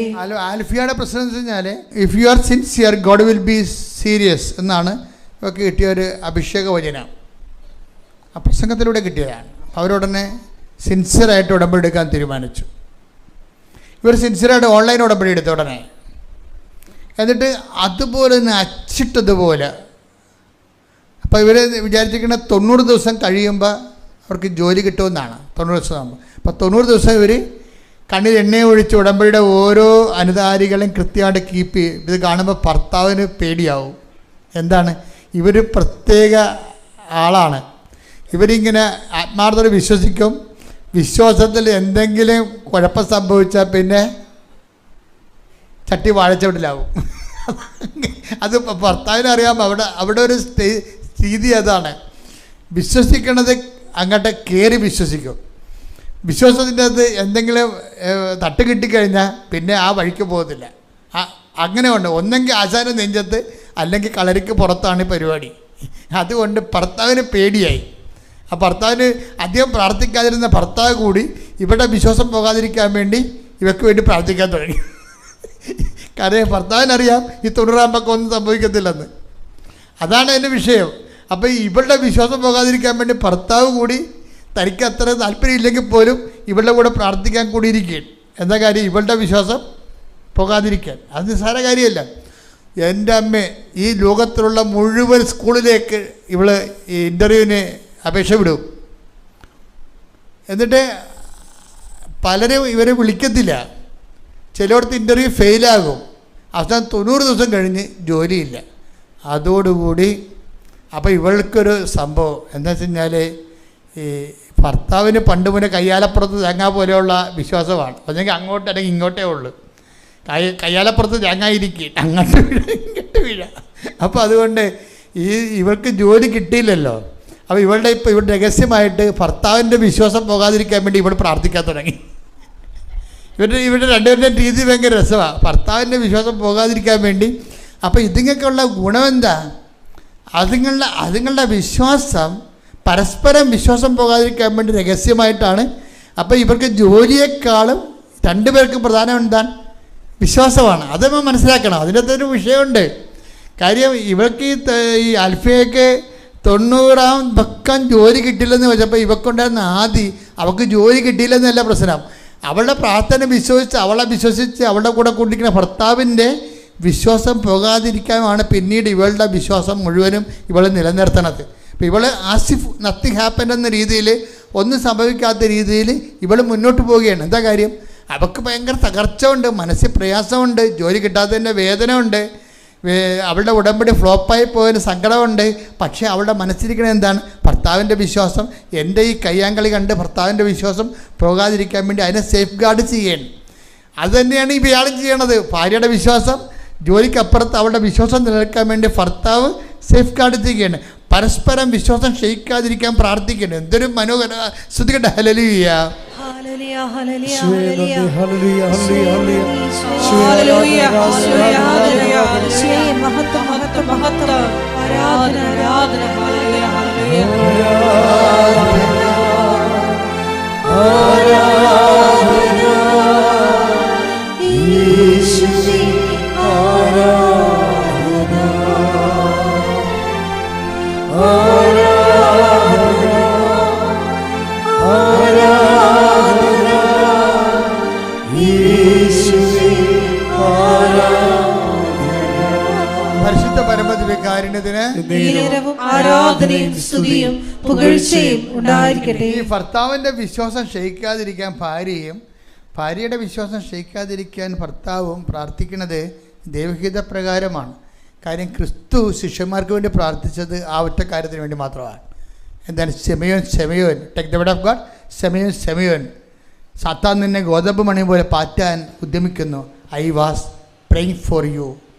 നിൻ്റെ വിശ്വാസം ക്ഷയിക്കാതിരിക്കാൻ ഞാൻ നിനക്ക് വേണ്ടി പ്രാർത്ഥിക്കുകയായിരുന്നു.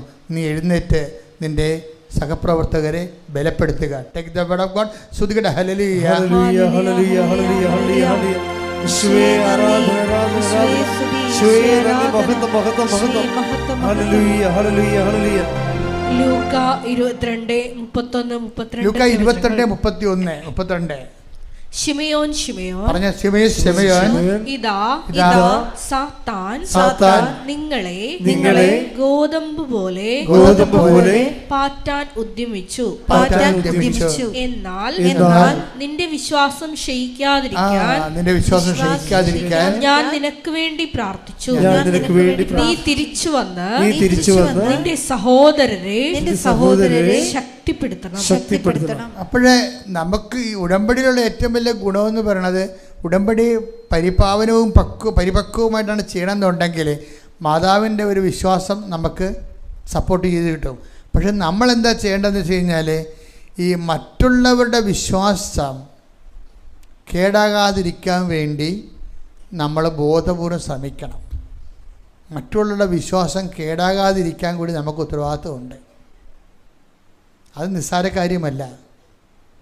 മറ്റുള്ളവരുടെ വിശ്വാസം കേടാകാതിരിക്കാൻ വേണ്ടി ഇപ്പം പല മക്കളുടെയും വിശ്വാസം കേടാണ്. എന്താ കാര്യം?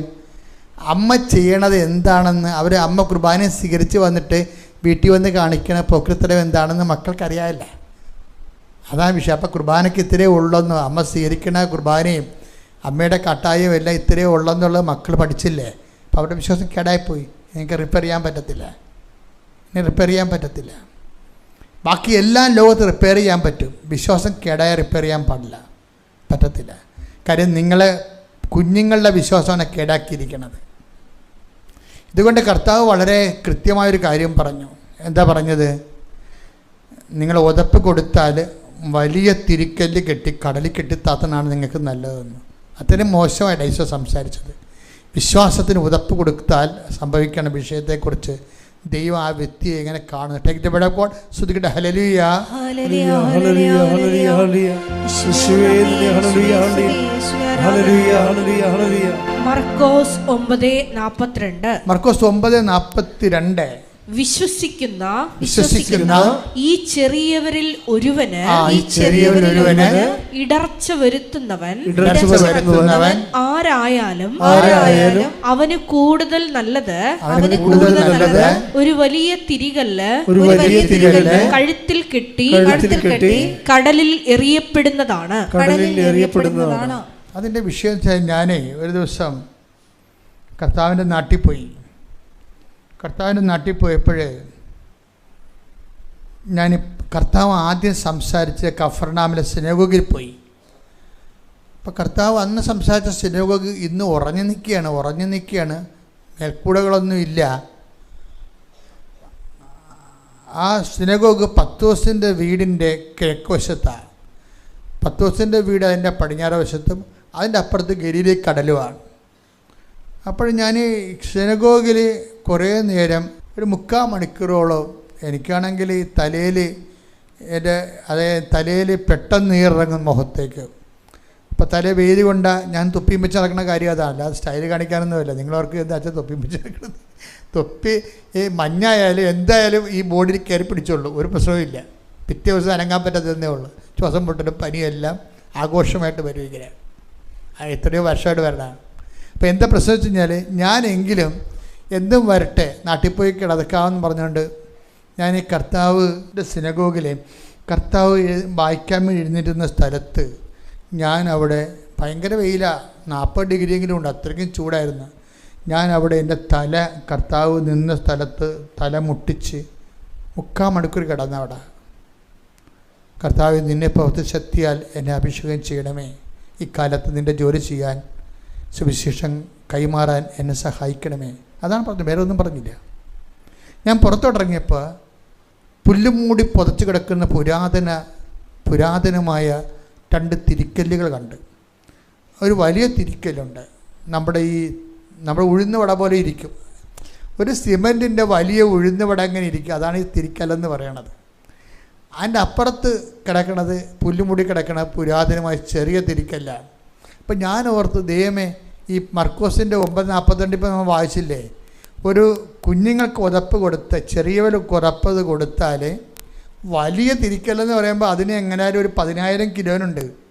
ഈ 10,000 കിലോ പെടലിൽ കെട്ടിയിട്ട് കടലിൽ കെട്ടിത്താത്താൻ മതി, ഈ സാധനം ഒരിക്കലും പൊങ്ങി വരരുതെന്ന്. അതാണ് ഉദ്ദേശിക്കുന്നത്.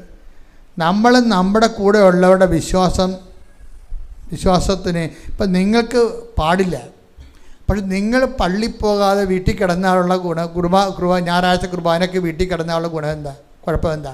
അല്ല, നിങ്ങളുടെ ആൻറ്റി വന്ന് അങ്കിള് വന്ന് ആങ്ങളെ വന്നെന്ന് പറഞ്ഞ് അന്നത്തെ കുർബാന മുടക്കി വീട്ടിൽ കിടന്നാൽ നിങ്ങളുടെ കുഞ്ഞുങ്ങളിത് കാണുന്നില്ലേ? അതാണ് വിഷയം. അപ്പോൾ അവരുടെ വിശ്വാസം പോയില്ലേ? അങ്കിള് വന്നാലും ആൻറ്റി വന്നാലും അവരൊക്കെ കുറച്ച് കഴിയുമ്പോൾ ഉണ്ടാകും, ചിലപ്പോൾ ചത്തുപോകും, ചിലപ്പോൾ നമ്മൾ ജീവിച്ചിരിക്കുമ്പോൾ തന്നെ അവർ നമുക്ക് പാര വെച്ചെന്നും പറയും. പക്ഷേ ദൈവം ഒരിക്കലും നമുക്ക് പാര വെക്കത്തില്ല. അപ്പോൾ അവരോട് നല്ല വാക്ക് പറഞ്ഞ് അവിടെ നിർത്തിയിട്ട് ആ കുഞ്ഞുങ്ങൾക്കാണെങ്കിൽ പള്ളിയിൽ പോകണമായിരുന്നു, നീ കുർബാനയ്ക്ക് പോകണമായിരുന്നത്. അപ്പം അതായത് പല ഉടമ്പടി എടുത്ത ആൾക്കാർക്കും ദൈവത്തിൻ്റെ മുമ്പിൽ നിൽക്കാൻ യാതൊരു യോഗ്യതയുമില്ലാത്തവരാണ്. അതുകൊണ്ടാണ് ആദ്യമേ ഞാൻ പറഞ്ഞത്, നിങ്ങൾ ഉടമ്പടിയോടെ മുന്നോട്ട് പോകാൻ ഉണ്ടെങ്കിൽ ഇതൊക്കെ വെച്ച് ആദ്യം അനുദപിക്കണം. അനുദപിക്കുമ്പോൾ എന്താ ചെയ്യേണ്ടത്? മേലിൽ പാപം ചെയ്യില്ലെന്ന്, ഈ അഭ്യാസങ്ങളെ ഇനി കാണിക്കത്തില്ലെന്ന് ദൈവത്തിന് ഉറപ്പ് കൊടുക്കണം. അതാണ് ഇത് മെയിൻ സംഭവം. അനുതാപത്തിൻ്റെ മെയിൻ എന്താണ്? നിങ്ങൾക്കറിയാം, അനുതാപം ചെയ്യാനുള്ളത് നിങ്ങൾ ചെയ്തു പോയി. പിന്നെ നമ്മുടെ മുമ്പിൽ നമുക്ക് ആത്മാർത്ഥമായിട്ട് ചെയ്യാനുള്ളത് എന്താണ്? മേലിൽ അത് ആവർത്തിക്കില്ലെന്ന്. എൻ്റെ മക്കളെ, അനുതാപത്തിൻ്റെ ഏറ്റവും വലിയ സംഭവം, നിങ്ങൾക്ക് അനുതാപം ഉണ്ടോ ഇല്ലയോ, നിങ്ങളുടെ അനുതാപം സ്വീകാര്യമാണോ അല്ലയോ എന്ന് പറയാനുള്ള ഒരേ ഒരു കണ്ടീഷൻ, മേലിൽ ആ വിഷയം നിങ്ങൾ ആവർത്തിക്കാതിരിക്കുന്നത് മാത്രമാണ്. ഇവിടെ കുമ്പസാരത്തിന് വല്ല കുഴപ്പമുണ്ടോ? വല്ല കുറവുണ്ടോ? കുർബാന സ്വീകരണത്തിന് വല്ല കുറവുണ്ടോ? എന്തുകൊണ്ടാണ് ലോകത്ത് കൃപാസനത്തിൽ മാത്രമേ കുർബാന കൊടുക്കാറുള്ളൂ? 2 ആഴ്ച കഴിഞ്ഞാൽ പിന്നെ കുമ്പസാരത്തിൽ കുർബാന കൊടുക്കത്തില്ല. എന്താ കാരണം? ഞങ്ങൾക്കിതിൻ്റെ കൃത്യമായ വില അറിയാം. ഇടവകയെല്ലാം കാണിക്കുന്ന പോക്രിത്തരങ്ങളെക്കുറിച്ച് അറിയാം. ഞാൻ ഇടവക എത്രയോ പള്ളി വികാരിയായിരുന്നവരാണ്. അപ്പോൾ അവരുടെ എല്ലാം ആത്മീയസ്ഥിതി അറിയാം. അവർ ഈ ജന്മത്ത് കുർബാന സ്വീകരിക്കാൻ യാതൊരു യോഗ്യതയില്ലാത്തവന്മാരും ഞായറാഴ്ച നാട്ടുകാരെ കാണിക്കാൻ വേണ്ടി പേപ്പറിട്ട് നാട്ടിൽ നിൽക്കണ പോലെ നാക്ക് നീട്ടണം ഞാൻ കണ്ടിട്ടുണ്ട്. ഞാൻ കർത്താവിൻ്റെ അടുത്ത് പറഞ്ഞു, കർത്താവ്, ഇവനിത് യോഗ്യനല്ല, പക്ഷേ ഇവനെ അപമാനിക്കാൻ ഞാൻ തയ്യാറല്ല. പൗസപിതാവ് പോലും കാണിച്ചില്ലേ, മറിയത്തെ അപമാനിക്കാൻ ഇഷ്ടമില്ലാത്ത കാരണം രഹസ്യത്തിൽ ഉപേക്ഷിച്ചതുപോലെ രഹസ്യത്തിൽ ഉപേക്ഷിച്ചിട്ടാണ് ഈ സാധനം കൊടുക്കുന്നത്. എന്താ കാര്യം? He's not worth to receive it. കാര്യം അവൻ നാട്ടുകാരുടെ മുമ്പിൽ നല്ല വെള്ളം ചമയാൻ വേണ്ടി ദൈവത്തെ പറ്റിക്കുകയാണ് അവൻ ചെയ്യണത്. അപ്പോൾ അത് ഞാൻ വിചാരിച്ച് കൃപാസനത്തിൽ നടക്കത്തില്ല. നമ്മൾ ദൈവത്തോടും ദൈവികമായ രഹസ്യങ്ങളും കാണിക്കുന്ന നിശ്ചിതവും കണിശവുമായിട്ടുള്ള ചില സത്യസന്ധമായ നിലപാടിൻ്റെ ഭാഗത്തിലാണ് നിങ്ങളെ ദൈവം അനുഗ്രഹിക്കണമെന്ന് ഓർക്കണം. അതുകൊണ്ട് അനുതാപം എന്ന് പറയണത്, അതിൻ്റെ സത്യസന്ധമായ അനുതാപമാണെങ്കിൽ അതിൻ്റെ അകക്കാമ്പെന്ന് പറയുന്നത് വീണ്ടും അത് ആവർത്തിക്കാതിരിക്കുന്നതാണ്. വീണ്ടും നിങ്ങൾ ആവർത്തിക്കുകയാണെങ്കിൽ നിങ്ങൾ ചെയ്തിരിക്കുന്നത് അനുതാപമല്ല, ശരിക്കും പറഞ്ഞാൽ അത് ഒരു അഡ്ജസ്റ്റ്മെൻറ്റാണ്. ഇന്ന് പല അനുതാപവും അഡ്ജസ്റ്റ്മെൻറ്റുകളാണ് അനുതാപം എന്ന് വിളിക്കണത്. അപ്പോൾ അഡ്ജസ്റ്റ്മെൻറ്റ്, ദൈവത്തിൻ്റെ അടുത്ത് അഡ്ജസ്റ്റ്മെൻറ്റിന് പോയിട്ട് കാര്യമില്ല. അനുതാപം തന്നെ വേണം. പ്രാർത്ഥിക്കുക, കർത്താവായ ദൈവമേ, എൻ്റെ ആധ്യാത്മിക അഡ്ജസ്റ്റ്മെൻറ്റ് ജീവിതത്തിൽ നിന്ന് ആത്മാർത്ഥതയുള്ള അനുതാപ ജീവിതത്തിലേക്ക് എന്നെ അഭിഷേകം ചെയ്യണം. വണ്ടി ഒന്നിടിച്ചു. അതെന്താ പറ്റിയെന്ന് വെച്ചാൽ ഈ 3.5 മാസം കഴിഞ്ഞപ്പോൾ ആൽഫയ്ക്ക് ജോലി കിട്ടിയിട്ടില്ല. അപ്പോൾ ആൽഫ അറിയാതെ പറഞ്ഞു, കൃപാസനം തട്ടിപ്പായിരിക്കുമോ? കണ്ട സംഭവമാണ്. ഒരാൾ വെച്ചിരിക്കുന്ന സംഭവം വെച്ച് നിയോഗം അവർ നടന്നില്ലെങ്കിൽ അവരനുഷ്ഠിച്ച കാര്യങ്ങളെല്ലാം തട്ടിപ്പാണെന്ന് അവർ തന്നെ പറയുകയാണ്. അവരനുഷ്ഠിച്ചിരുന്ന നിശ്ചിതമായി നിരീക്ഷിച്ച് അനുഷ്ഠിച്ച കാര്യങ്ങളെല്ലാം, നിങ്ങൾക്കൊരു കാര്യം അറിയാമല്ലോ. എന്താണ് അറിയാവുന്നത്? കൃപാസനത്തിൽ സ്വന്തമായി ഒരു ആധ്യാത്മികതയില്ല. സ്വന്തമായ ആധ്യാത്മികതയിലെ സുവിശേഷ വിഹിതമായ ആധ്യാത്മികതയെ മരിയനൈസ് ചെയ്തിരിക്കുകയാണ് ഇവിടെ. എന്തു കഴിഞ്ഞാൽ സുവിശേഷം ആദ്യം വചനം സ്വീകരിച്ചത് അമ്മയാണ്. വചനത്തെ വയറ്റിട്ട് വളർത്തിയത് അമ്മയാണ്. വചനത്തെ പ്രസവിച്ച് വീട്ടിൽ നിർത്തി വളർത്തിയത് അമ്മയാണ്. വചനത്തെ പിതാവിൻ്റെ തിരുവിഷ്ടപ്രകാരം ലോകത്തിൻ്റെ പാപത്തിന് പരിഹാരമായി കയ്യേൽപ്പിച്ച് കൊടുത്തിട്ട് ആ കുരിശിൻ്റെ ചുവട്ടിൽ നിന്നത് അമ്മയാണ്. ആ തണുത്ത ശരീരം കയ്യോടെ മേടിച്ചത് അമ്മയാണ്. ആ പുനരുത്ഥാനത്തെ വിശ്വസിച്ചത് അമ്മയാണ്. ലോകത്തിന് യേശുവിനെ കൈമാറിയത് അമ്മയാണ്. അതുകൊണ്ട് തന്നെ അമ്മയെ പ്രവർത്തിച്ച ആധ്യാത്മികതയാണ് കൃപാസനത്തിൻ്റെ ആസ്തിഭദ്രത എന്ന് പറയുന്നത്. ഇപ്പം ഞങ്ങൾ വളരെ സത്യസന്ധമായിട്ടാണ് ഈ കരിസ്മാറ്റിക് ലോകം 50 കൊല്ലം കേരളത്തിൽ വലിയ തേരോട്ടം നടത്തിയെങ്കിലും വലിയ കത്തോലിക്ക ചിലയിടത്തെങ്കിലും കത്തോലിക്ക ച്യുതികൾ സംഭവിച്ചിട്ടുണ്ട്. കാര്യം ചില ധ്യാനകേന്ദ്രങ്ങൾ അക്കാര്യങ്ങൾ പ്രസംഗിക്കുമ്പോൾ അമ്മയുടെ രൂപങ്ങൾ പോലും ആ സ്റ്റേജിലില്ലായിരുന്നു. ആ ധ്യാനകേന്ദ്രത്തേക്ക് ഇന്നത്തെ അവസ്ഥ നിങ്ങൾ നോക്കണം. എനിക്കന്നും സങ്കടമായിരുന്നു. ഇവർ ഈ സുവിശേഷത്തിൻ്റെ കാത്തലിക് പെന്റക്കോസ്റ്റലിസം ഫോളോ ചെയ്യുമ്പോൾ പരിശുദ്ധ അമ്മയും അതുപോലെ തന്നെ കൗദാശ ജീവിതത്തിനും ഒക്കെ ഉടനെയൊക്കെ വലിയ പ്രാധാന്യം, മറ്റ് തല വിഷയങ്ങൾ കിട്ടുന്നത് കാത്തലിക് സ്പിരിച്വാലിറ്റിയുടെ സെക്കൻഡ് റെഫറൻസിന് ഫസ്റ്റ് റെഫറൻസ് കൊടുത്താണ് അവിടെ പറഞ്ഞത്. അതിൻ്റെ പിന്നിൽ എന്ത് പറ്റി? കുറേ അധികം ആൾക്കാരെ സഭ വിട്ടുപോകാനുള്ള കാരണങ്ങളിൽ ഒന്ന് അത് തന്നെയാണ്. വേറെ പ്രശ്നമൊന്നുമില്ല. കാര്യം എന്താണ്? കത്തോലിക്ക ഐഡൻറ്റിറ്റിയായ പരിശുദ്ധ അമ്മയെയും കത്തോലിക്ക ഐഡൻറ്റിറ്റിയായ പരിശുദ്ധ കുർബാനയെയും ഹൈലൈറ്റ് ചെയ്യാൻ അങ്ങനെയുള്ള പ്രസ്ഥാനങ്ങളിൽ ചിലർക്ക് കഴിഞ്ഞില്ല. എല്ലാവർക്കും കഴിഞ്ഞില്ലെന്നല്ല, ചിലർക്ക് മാന്യമായി കഴിഞ്ഞിട്ടുണ്ട്, ചിലർക്ക് അതിനകത്ത് പരാജയപ്പെട്ടിട്ടുണ്ട്. അപ്പോൾ അതുകൊണ്ട് തന്നെ എന്ത് പറ്റും? കേരള സഭയ്ക്ക് ആ കാലങ്ങളിൽ ഒരു വളർച്ച ഉണ്ടായി. ചില സമയത്ത് കുറേ അംഗങ്ങൾ വിട്ടുപോവുകയും ചെയ്തു.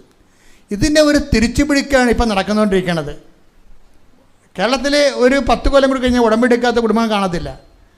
ആരെല്ലാം അമ്മയെ ഇവിടുന്ന് വിട്ടുപേക്ഷിച്ചിട്ടുണ്ടോ അവിടെ എല്ലാ ഹൃദയങ്ങളിലും കുടുംബങ്ങളിലും അമ്മയെ പ്രതിഷ്ഠിച്ച് മാത്രമേ കൃപാസനം പ്രത്യക്ഷീകരണത്തിൽ ദൈവം നിസ്തബ്ധനായി ഇരുന്നു കൊണ്ട് ചെയ്യുന്ന ഉറങ്ങാതിരുന്നുകൊണ്ട് ജാഗ്രതാ പ്രവർത്തനം അതാണ്. എന്താണ്? എവിടെയെല്ലാം അമ്മയെ നഷ്ടപ്പെട്ടിട്ടുണ്ടല്ലോ, ആരെല്ലാം സുവിശേഷ സാക്ഷ്യം വഹിക്കുന്നതിൻ്റെ വ്യംഗ്യ അതിൻ്റെ ഭാവത്തിൽ പരിശുദ്ധ അമ്മയുടെ ആധ്യാത്മിക മറന്നു പോയിട്ടുണ്ടോ? ലോകത്തെ യേശുക്രിസ്തുവിനെ കൊടുത്തയാളെ, ലോകത്തിന് യേശുക്രിസ്തുവിനെ കയ്യേൽപ്പിച്ച് കൊടുത്ത് വചനത്തെ വയറ്റിട്ട് വളർത്തിയ ആളെ മറന്നുകൊണ്ട് ഒരു സുവിശേഷ വില യഥാർത്ഥ സഭയ്ക്ക് ഇല്ലെന്നുണ്ടെങ്കിൽ യഥാർത്ഥ സഭയുടെ ആധ്യാത്മികതയെ തിരിച്ചുപിടിക്കുകയാണ് കൃപാസന ഉടമ്പടി ധ്യാനത്തിലൂടെ ചെയ്യുന്നത്. അതാണ് ഇതിൻ്റെ സത്യസന്ധത എന്ന് പറയണത്. അതുകൊണ്ട് തന്നെ ആൾക്കാർക്ക് വാരിക്കൊരു അനുഗ്രഹം കിട്ടുന്നതിന് 5 ദിവസത്തെ ധ്യാനം ആവശ്യമില്ല. ഒറ്റ ഉടമ്പടി എടുക്കാൻ തീരുമാനിക്കുമ്പോൾ തന്നെ ഇവർ പറയുന്ന അനുഗ്രഹം വീട്ടിൽ ദൈവം കൊണ്ടുവന്ന് കൊടുക്കുകയാണ്. ആ അനുഭവങ്ങളാണ് നമ്മൾ കേട്ടുകൊണ്ടിരിക്കുന്നത്. അതിന് ഏറ്റവും പ്രധാനപ്പെട്ട കാരണം എന്താണ്? നീ സുവിശേഷമാകണം. രണ്ടാമത്തെ പ്രധാനപ്പെട്ട കാര്യം എന്താണ്? നീ സുവിശേഷം ഏകണം. നിൻ്റെ ഓരോ ശ്വാസത്തിൽ ക്രിസ്തുവിനെ കൈമാറാൻ വേണ്ടി, ലോകത്തെ കയ്യേൽപ്പിക്കാൻ വേണ്ടി മരിയൻ മിഷൻ നിങ്ങൾ ഏറ്റെടുക്കുന്ന സ്ഥലത്ത് അതാണ് ക്രിസ്മസിന് ആധ്യാത്മികത എന്ന് പറയുമ്പോൾ ആ ആധ്യാത്മികത തട്ടിപ്പായിരിക്കുമെന്ന് സ്വയം കരുതണമെന്നുണ്ടെങ്കിൽ ആരും അവരോട് നേരത്തെ ഇങ്ങനെയുള്ള തെറ്റായ ഉപദേശങ്ങൾ കൊടുത്തിട്ട് അതിനവർ വശംവദയായി പോയത് കൊണ്ടാണ്.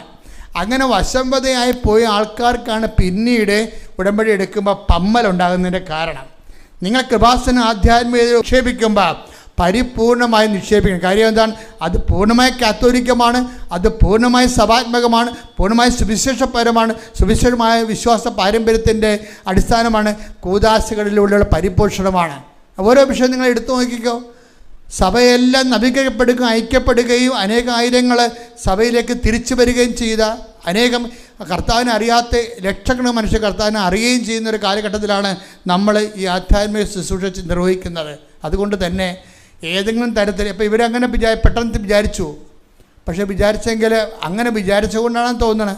പിറ്റേ ദിവസം അവരെ ഒരു ഇൻ്റർവ്യൂവിന് വിളിച്ചിട്ട് എന്ത് ചെയ്ത് അവർ അമേരിക്കൻ സ്കൂൾ അവരെ ഇൻ്റർവ്യൂവിന് വിളിച്ചു.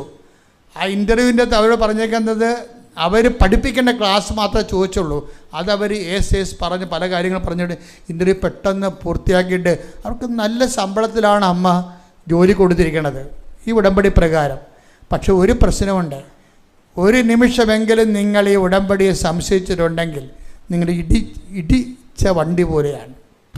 ഒരു സംശയമില്ല. അത് നിങ്ങൾക്ക് മനസ്സിലാകത്തില്ല. പക്ഷേ മെക്കാനിസ്റ്റ് വരുമ്പോൾ അറിയാൻ പറ്റും, ഇതൊന്ന് തട്ട് കിട്ടിയിട്ടുണ്ടല്ലോ എന്ന് തോന്നും. ഒന്ന് തട്ട് കിട്ടിയതാണല്ലോ, എവിടെയോ ഒന്ന് ഇടിച്ചിട്ടുണ്ടെന്ന്. നേരെ കണ്ട വണ്ടി കച്ചവടക്കാർക്ക് മനസ്സിലാകത്തില്ല. മെക്കാനിസ്റ്റ് വന്ന് കുരുക്കി നോക്കുമ്പോൾ എവിടെയാണ് തട്ടിയതെന്നും അങ്ങോട്ട് ചെന്ന് ഇടിക്കണേ ചെയ്ത് ഇങ്ങോട്ട് വന്ന് ഇടിക്കണേ ചെയ്തെന്നൊക്കെ അവൻ പറയും. ഒരിക്കലും വിശ്വാസത്തിൽ, ഇപ്പോൾ ഉടമ്പടി വിഷയത്തിൽ തന്നെയല്ല, വിശ്വാസത്തിൻ്റെ വിഷയത്തിൽ ഒരു മനുഷ്യന് നിലനിൽക്കണമെങ്കിൽ ആദ്യം തന്നെ വിഷയം എന്താണ്? സംശയിക്കാതിരിക്കണം. നിങ്ങൾ ഏറ്റവും കൂടുതൽ പ്രാർത്ഥിക്കേണ്ടത് എന്തിനാണെന്നറിയാവോ? സംശയിക്കാതിരിക്കാനുള്ള വിശ്വാസം തരാൻ വേണ്ടി പ്രാർത്ഥിക്കുക. കർത്താവ് ദൈവമേ, ജീവിതത്തിന്റെ പരീക്ഷണങ്ങളിലൂടെയും ദൈവദത്തമായ പരിശീലനങ്ങളിലൂടെയും കടന്നു പോകുമ്പോൾ ഞാൻ പരിശീലനം നേടുന്നതിന് പകരം എന്റെ കാര്യം നടക്കാൻ താമസിക്കുന്നു എന്ന് വിചാരിച്ച് സംശയിക്കാതിരിക്കാൻ കർത്താവേ എന്നെ അനുഗ്രഹിക്കണം. ശ്രദ്ധിക്കട്ടെ. ഹല്ലേലൂയ, ഹല്ലേലൂയ, ഹല്ലേലൂയ,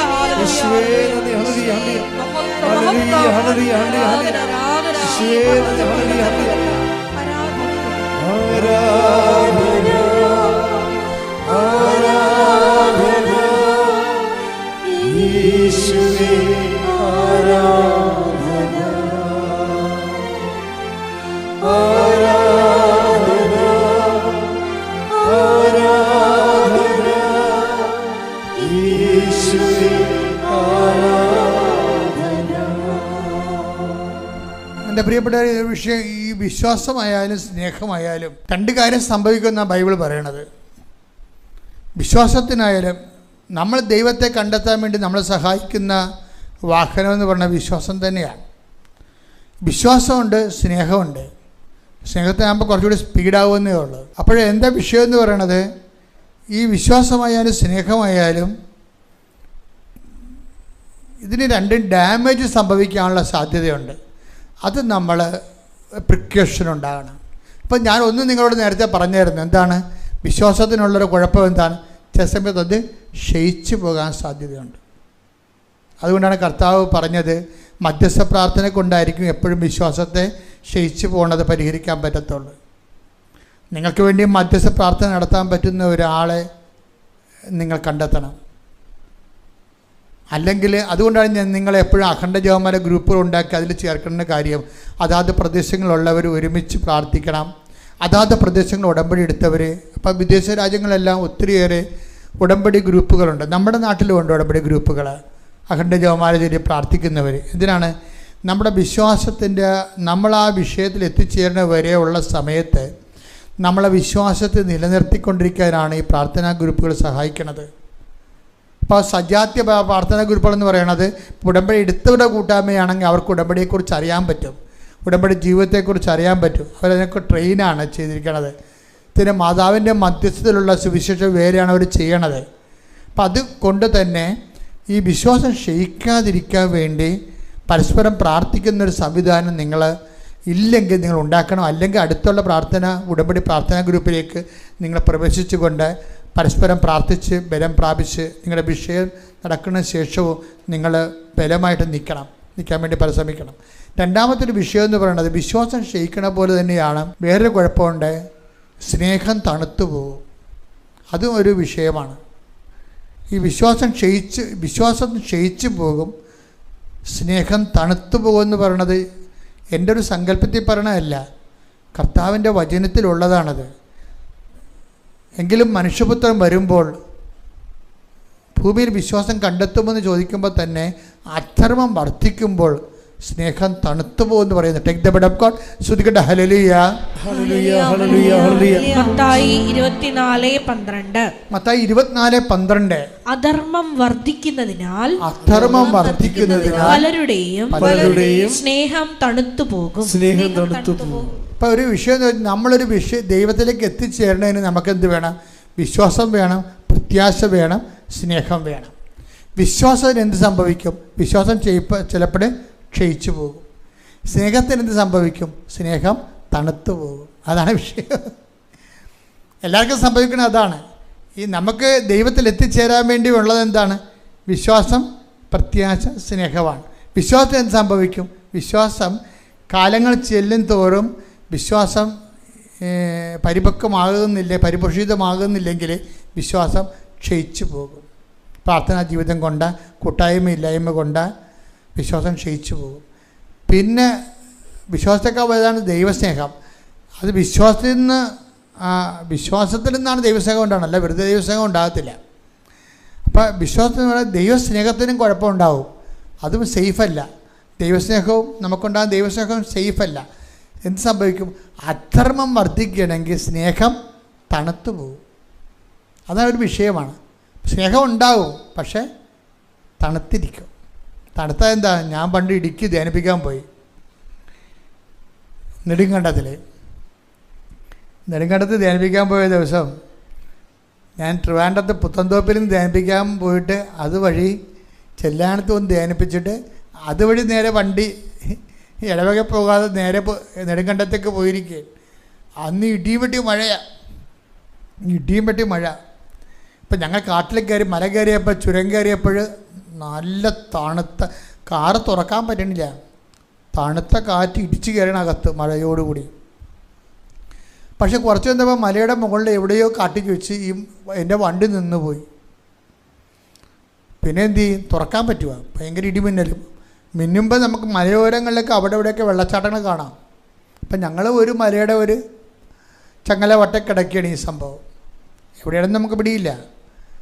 വണ്ടി പോകണില്ല, വണ്ടി എടുക്കണില്ല, സെൽഫ് എടുക്കണില്ല, തീർന്ന പരിപാടി.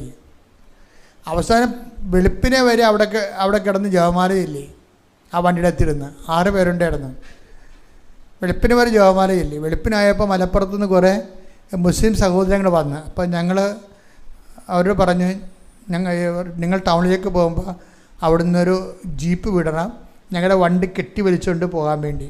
പിന്നെ അവർ ടൗണിലേക്ക് പോയി ജീപ്പ് വിട്ട് ജീപ്പ് വന്ന് ഞങ്ങളുടെ വണ്ടി കെട്ടി വലിച്ചുകൊണ്ട് പോയി അവിടെ. പക്ഷേ എന്നിട്ട് എന്താ സംഭവിച്ചത്? ഞങ്ങളുടെ വണ്ടിക്ക് സംഭവിച്ചത്? എഞ്ചിന് കുഴപ്പമൊന്നുമില്ല. അന്ന് എൻ്റെ വണ്ടി ഗ്യാസ് കൊണ്ട് ഓടുന്നതായിരുന്നു. അപ്പം നല്ല തണുപ്പിൽ ചെന്നപ്പോൾ ഗ്യാസ് ഫ്രീസായിപ്പോയി. ഗ്യാസ് അകത്ത് തന്നെ മഞ്ഞ് കട്ടയായിപ്പോയി. പിന്നെ എങ്ങനെയാണ് എടുക്കണേ? വിശ്വാസം തണുത്തു പോകുമെന്ന് പറയുമ്പോൾ ഞാൻ പെട്ടെന്ന് എൻ്റെ ഗ്യാസ് തണുത്തു പോയി ഞാൻ ഓർക്കും. പിന്നെ മുന്നോട്ട് പോകത്തില്ല. പിന്നെ പിറ്റേ പ്രാവശ്യം പോകണ മുമ്പ് തന്നെ ഞങ്ങൾ ഈ ഗ്യാസിൻ്റെ സിലിണ്ടറിന് ചുറ്റും ചെമ്പ് കമ്പികൾ കൂട്ടി വേറെ ഒരു ബാറ്ററി വെച്ച് അതിനെ ചൂട് പിടിപ്പിച്ച് ഇൻ കേസ് എവിടെയെങ്കിലും കടന്നു പോകുമെങ്കിൽ ഗ്യാസ് തണുക്കാതിരിക്കാൻ വേണ്ടി അതിനെ കോയിൽ ചെയ്താൽ പോയത് പിന്നെ അടുത്ത ട്രിപ്പിന്. അപ്പോൾ നിസ്സാരമല്ല തണുത്ത് സ്നേഹം അധർമ്മം. പക്ഷേ എപ്പോഴാണ് തണുത്ത് പോണത്? അധർമ്മം വർദ്ധിക്കുമ്പോൾ തണുത്ത് പോകുന്ന ഈശോ പറഞ്ഞത്. നിങ്ങൾക്ക് ദൈവസ്നേഹം ഉണ്ടാകാം, പക്ഷേ തണുത്ത ദൈവസ്നേഹം വർക്കൗട്ട് ചെയ്യത്തില്ല. നിങ്ങൾക്ക് ദൈവസ്നേഹം ഇല്ലെന്നൊന്നും പറയണില്ല, തണുത്തതായിരിക്കും. പള്ളിയിലൊക്കെ പോകുന്നുണ്ടാകും, കുടുംബപ്രാർത്ഥന നടത്തുന്നുണ്ടാകും, പക്ഷേ ദൈവത്തിന് തണുത്തതാണ് സംഭവം. തണുത്ത മുന്നോട്ട് കാര്യങ്ങൾ നടക്കത്തില്ല. ആചാരവട്ടങ്ങളും അനുഷ്ഠാന വട്ടങ്ങളൊക്കെ നടന്നു പോകും, പക്ഷേ ദൈവത്തിൻ്റെ ഇടപെടൽ നടക്കത്തില്ല. അത് സ്നേഹം തണുത്തു പോകണമെന്നാണ്. അത് എന്തുകൊണ്ടാണെന്ന് ചോദിച്ചു കഴിഞ്ഞാൽ അധർമ്മം വർദ്ധിക്കുന്നത് കൊണ്ടാണ്. അധർമ്മം വർദ്ധിച്ചാൽ സ്നേഹം തണുത്തു പോകും. ഇപ്പം നിങ്ങളുടെ വീട് ജപ്തിയാകാൻ പോണെന്ന് പറഞ്ഞ് നിങ്ങൾ മോങ്ങി തേങ്ങി ഒരു സ്ഥലത്ത് നിന്ന് നിങ്ങൾ 1,00,000 രൂപ വാങ്ങിച്ച് ജപ്തിയിൽ നിന്ന് രക്ഷപ്പെട്ട്, പക്ഷേ നിങ്ങൾക്ക് 1,00,000-ന് 2,00,000 കിട്ടുമ്പോഴും നിങ്ങൾ ആ സമയത്ത് എന്ത് ചെയ്യും? ഓണത്തിന് ഓഫറുണ്ടെന്ന് പറഞ്ഞ് ഫ്രിഡ്ജ് വാങ്ങിച്ച് വെച്ചു. അവിടെ 1,00,000 രൂപ കൊടുക്കത്തില്ല. പണ്ട് ജപ്തിയാകാൻ പോകുമ്പോഴാണ് അവിടെ പോയി രാവിലെ മറുപ്പ് കിടന്ന് തേങ്ങി മോങ്ങി അവിടെ കാശ് വാങ്ങിച്ചുകൊണ്ട് പോകുന്നു. പക്ഷേ എന്നിട്ട് നിങ്ങൾ ജപ്തിയിൽ നിന്ന് രക്ഷപ്പെട്ട് നിങ്ങൾക്കത് കൊടുക്കാൻ വേണ്ടി കാശ് കിട്ടിയപ്പോൾ എന്ത് പറ്റി? നിങ്ങൾ അത് കൊടുക്കത്തില്ല. നിങ്ങൾ ഓണത്തിന് ഓഫറുണ്ടെന്ന് പറഞ്ഞ് ഫ്രിഡ്ജ് മേടിച്ച് വെച്ചു. അധർമ്മമായി. എന്ത് ഉടമ്പടി എടുത്താലും അധർമ്മമാണ് കൈയിരിക്കണമെന്നുണ്ടെങ്കിൽ സ്നേഹം തണുത്തു പോകും, വണ്ടി കിട്ടത്തില്ല, ഓടത്തില്ല സംഭവം. ഇതിനാണ് അനുദിന അനുതാപം എന്ന് പറഞ്ഞതിൻ്റെ കാരണം. അധർമ്മം ഉണ്ടാകുന്ന നോക്കണം. അധർമ്മം എല്ലാവർക്കും ഉണ്ടാവും. ഇപ്പം ഞാനെപ്പോഴും ഓർക്കണത് ഞാനിപ്പോൾ ഒരു ഇതെല്ലാം എനിക്കിവിടുന്ന് ഭക്ഷണം കിട്ടുന്നുണ്ട്, വണ്ടിക്കാശൊക്കെ ഇവിടുന്ന് തരും, ശമ്പളമൊന്നും മേടിക്കത്തില്ല, പക്ഷേ അങ്ങനെ ശുശ്രൂഷ ചെയ്ത് പോവുകയാണ്. എനിക്കൊരു കുറവൊന്നുമില്ല. പക്ഷേ എന്നാലും ഞാൻ സമയത്ത് ചിലയിടത്ത് തരുന്ന കാശുകൾ ആരെങ്കിലും തന്നാൽ ഞാൻ സൂക്ഷിച്ചു വെക്കും. എന്തിനാണെന്നറിയോ? ഞാൻ പഠിക്കണ കാലത്ത് എന്നെ സഹായിച്ച കുറേ പേരുണ്ട്. അതാണ് വിഷയം. അവർ വല്ലപ്പോഴൊക്കെ ഇവിടെ വരുമ്പോൾ ചിലപ്പോൾ ഞാൻ നാട്ടിൽ ചെല്ലുമ്പോഴൊക്കെ വയസ്സായ ആൾക്കാരെ കാണും. അപ്പോൾ അവർക്ക് പോക്കറ്റിൽ നിന്ന് എടുത്ത് കൊടുക്കും. അത് ചോദിക്കണമെന്നില്ല, അവരങ്ങനെ ചോദിക്കത്തൊന്നുമില്ല. അച്ഛനോട് സംസാരിക്കണ പോലും അവർക്ക് ഭയങ്കര ഇതാണ്. അപ്പം ഞാൻ അവരെ വിളിച്ച് വരുത്തി കൊടുക്കും. അതെന്താ കാര്യം? ധർമ്മം. അത് നമ്മുടെ നീതിയാണത്. നമ്മളിവിടെ എത്തുമ്പോൾ ഇവിടെ എത്താൻ വേണ്ടി ഏണിച്ചാരി വെച്ച് തന്ന ഒത്തിരി ജന്മങ്ങളുണ്ട്. അതൊക്കെ നിങ്ങൾ ഓർക്കണം. അപ്പം നിങ്ങളെ ഏതെങ്കിലും ഒരു കാലത്ത് സഹായിച്ച ആൾക്കാരെ നമ്മൾ തിരിച്ച് സഹായിക്കണം. അത് ധർമ്മമാണ്, നീതിയാണത്. നീതികേട് കാണിക്കരുത് ഒരിക്കലും. അപ്പം നീതികേട് എപ്പോഴും പറയണത്. അപ്പോൾ ആദ്യത്തെ നീതി അമ്മയോടും അപ്പനോടും തന്നെയാണ്. ഒരു സംശയമില്ലല്ലോ ആ കാര്യത്തെ. വല്ല സംശയം ഉണ്ടോ? ഒരു സംശയമില്ല. കാര്യം നമ്മുടെ പല ഓർമ്മയില്ലാത്ത കാലത്തും അവരാണ് നമുക്ക് ഓർമ്മയില്ലല്ലോ. നമുക്ക് ഓർമ്മയില്ലെന്ന് പറഞ്ഞുകൊണ്ട് ദൈവതിരുസന്നിധിയിൽ അവർ നമുക്ക് വേണ്ടി ചെയ്തത് ദൈവം മറന്നു പോവുക. അപ്പോൾ ഒരിക്കലും അപ്പനോടും അമ്മയോടൊക്കെ ഒരു അക്ഷരം മിണ്ടരുത്. നിങ്ങളെ എന്ത് പറഞ്ഞാലും മിണ്ടരുത്. കാര്യം നിങ്ങൾക്ക് ഓർമ്മയില്ലാത്ത കാലത്ത് ഇന്ന് നിങ്ങളുടെ കാലയിലിങ്ങനെ നിൽക്കുന്നുണ്ടെങ്കിൽ അവരതിനുവേണ്ടി ഉറക്കം നിന്നതിൻ്റെ കണക്കുണ്ട് അവരുടെ കയ്യിൽ. അവരതൊന്നും പറയാൻ വന്നില്ലെങ്കിലും നമ്മളത് മനസ്സിലാക്കണത് ധർമ്മമാണ്.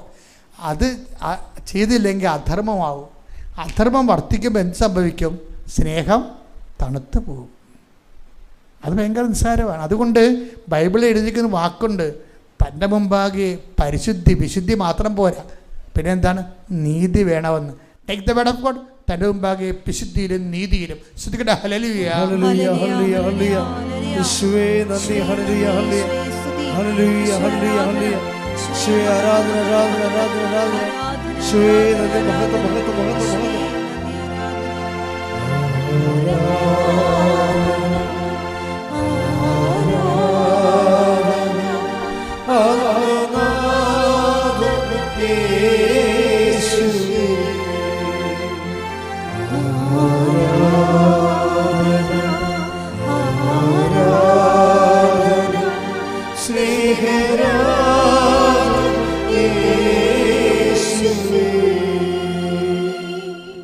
ലൂക്ക 1:74-75 തിരുവചനങ്ങൾ. ലൂക്ക 1:74-75 തിരുവചനങ്ങൾ. ശത്രുക്കളുടെ കൈകളിൽ നിന്ന് വിമോചിതരായി, ശത്രുക്കളുടെ കൈകളിൽ നിന്ന് വിമോചിതരായി, നിർഭയം പരിശുദ്ധിയിലും നീതിയിലും എപ്പോഴും അവിടുത്തെ മുമ്പിൽ ശുശ്രൂഷ ചെയ്യാൻ വേണ്ട അനുഗ്രഹം നമുക്ക് നൽകാനുമായിട്ടാണ് ഇത്.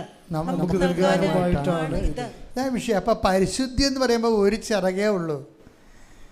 പിന്നെ ഒരു ചിറക് എന്തിൻ്റെയാണ്? നീതിയുടേതാണ്. ദൈവത്തെ ശുശ്രൂഷിക്കണമെങ്കിൽ 2 ചിറകും വേണം. ഒരു ചിറകുള്ള പക്ഷി വല്ലയിടത്തും പറന്ന് കെട്ടിട്ടുണ്ടാ. അപ്പം നിങ്ങളുടെ പ്രാർത്ഥനയും കുമ്പസാരവും കുർബാനയും കൊണ്ട് പരിശുദ്ധി മതിയെന്ന് പറഞ്ഞിരുന്ന ഒരു പണിയും നടക്കത്തില്ല. ഒരു ചിറക് ഒടിഞ്ഞു കിടക്കും. എന്താണ്? അത് നീതിയുടേതാണ്. 2 ചിറകും കൊണ്ടാണ് പറക്കണത്. എന്താണ്? ഒരു വിശുദ്ധിയും ഒരു നീതിയും. അപ്പം അനീതി ആരോടും ചെയ്തിട്ടുണ്ടോ എന്ന് നോക്കണം. എന്നിട്ട് അത് റെക്ടിഫൈ ചെയ്തുകൊണ്ട് ആ പക്ഷം കൂടി ബലമുള്ളതാക്കി എടുത്തിട്ട് പെട്ടെന്ന് പറക്കാൻ നോക്കണം. ശ്രദ്ധിക്കട്ടെ. ഹല്ലേലൂയ, ഹല്ലേലൂയ, ഹല്ലേലൂയ, ഹല്ലേലൂയ, ഹല്ലേലൂയ. മഹത്വം, മഹത്വം, ആരാധന, ആരാധന, ഹല്ലേലൂയ, ഹല്ലേലൂയ, ഹല്ലേലൂയ. എല്ലാവരും എഴുന്നേൽക്കുക. പരിശുദ്ധ പരമദിവ്യകാരുണ്യത്തിന് ആരാധനയും സ്തുതിയും പുകഴ്ചയും ഉണ്ടായിരിക്കട്ടെ. പരിശുദ്ധ പരമദിവ്യകാരുണ്യത്തിന് ആരാധനയും സ്തുതിയും പുകഴ്ചയും ഉണ്ടായിരിക്കട്ടെ. രോഗസൗഖ്യ പ്രാർത്ഥനയ്ക്കായി അച്ഛൻ പ്രാർത്ഥിക്കുന്ന സമയമാണ്. കൈകൾ രണ്ടും കൂട്ടി നെഞ്ചത്ത് വെച്ചുകൊണ്ട് ഹോൾ ബോഡി ഈശോയെ സമർപ്പിക്കുക.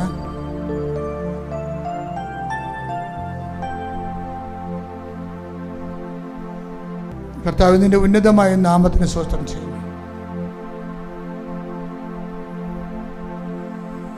കർത്താവിന്റെ വിശുദ്ധ പൗരോഹിത്യത്തെ അനുസ്മരിക്കണമെന്ന് പ്രാർത്ഥിക്കുന്നു. 40 വർഷം ഞാൻ അർപ്പിച്ച കുർബാനകള്, 40 വർഷത്തെ പൗരോഹിത്യ ശുശ്രൂഷകള്, അതുപോലെ തന്നെ അൾത്താരയിലെ ദേവമാതാവിൻ്റെ പ്രത്യക്ഷഗണത്തിൻ്റെ യോഗ്യതകള്, അൾത്താരയിൽ നടന്ന 10,000-കണക്കിന് ആരാധന ശക്തികള്, അങ്ങയുടെ മക്കളെ ഇതിൻ്റെ അടിസ്ഥാനത്തിലും ആധാരത്തിലും അങ്ങയുടെ മക്കളെ ഈശോനാമത്തിൽ ആശീർവദിക്കുന്നു. ശ്രദ്ധിക്കട്ടെ.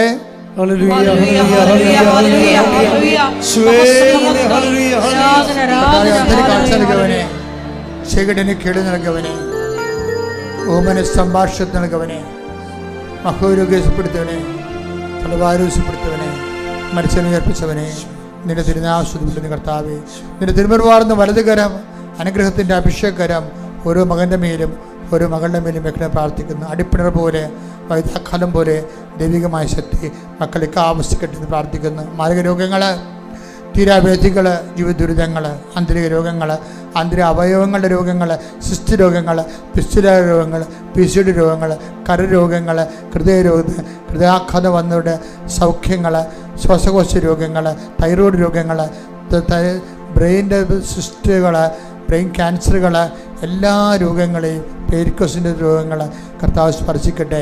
എൻ്റെ കർത്താവിൻ്റെ തിരുമുറുവാർന്ന വലതുകരം, അനുഗ്രഹത്തിൻ്റെ അഭിഷേകരം, അടിപ്പിണർ പോലെ, വൈദ്യാഘാതം പോലെ ദൈവികമായ ശക്തി മക്കളിലേക്ക് ആവശ്യിക്കട്ടെ. ശ്രുതിക്കട്ടെ. ഹല്ലേലൂയ. മാരക രോഗങ്ങൾ, തീരാവ്യാധികൾ, ജീവദുരിതങ്ങൾ യേശുവിന്റെ നാമത്തിൽ മാറിപ്പോകട്ടെ.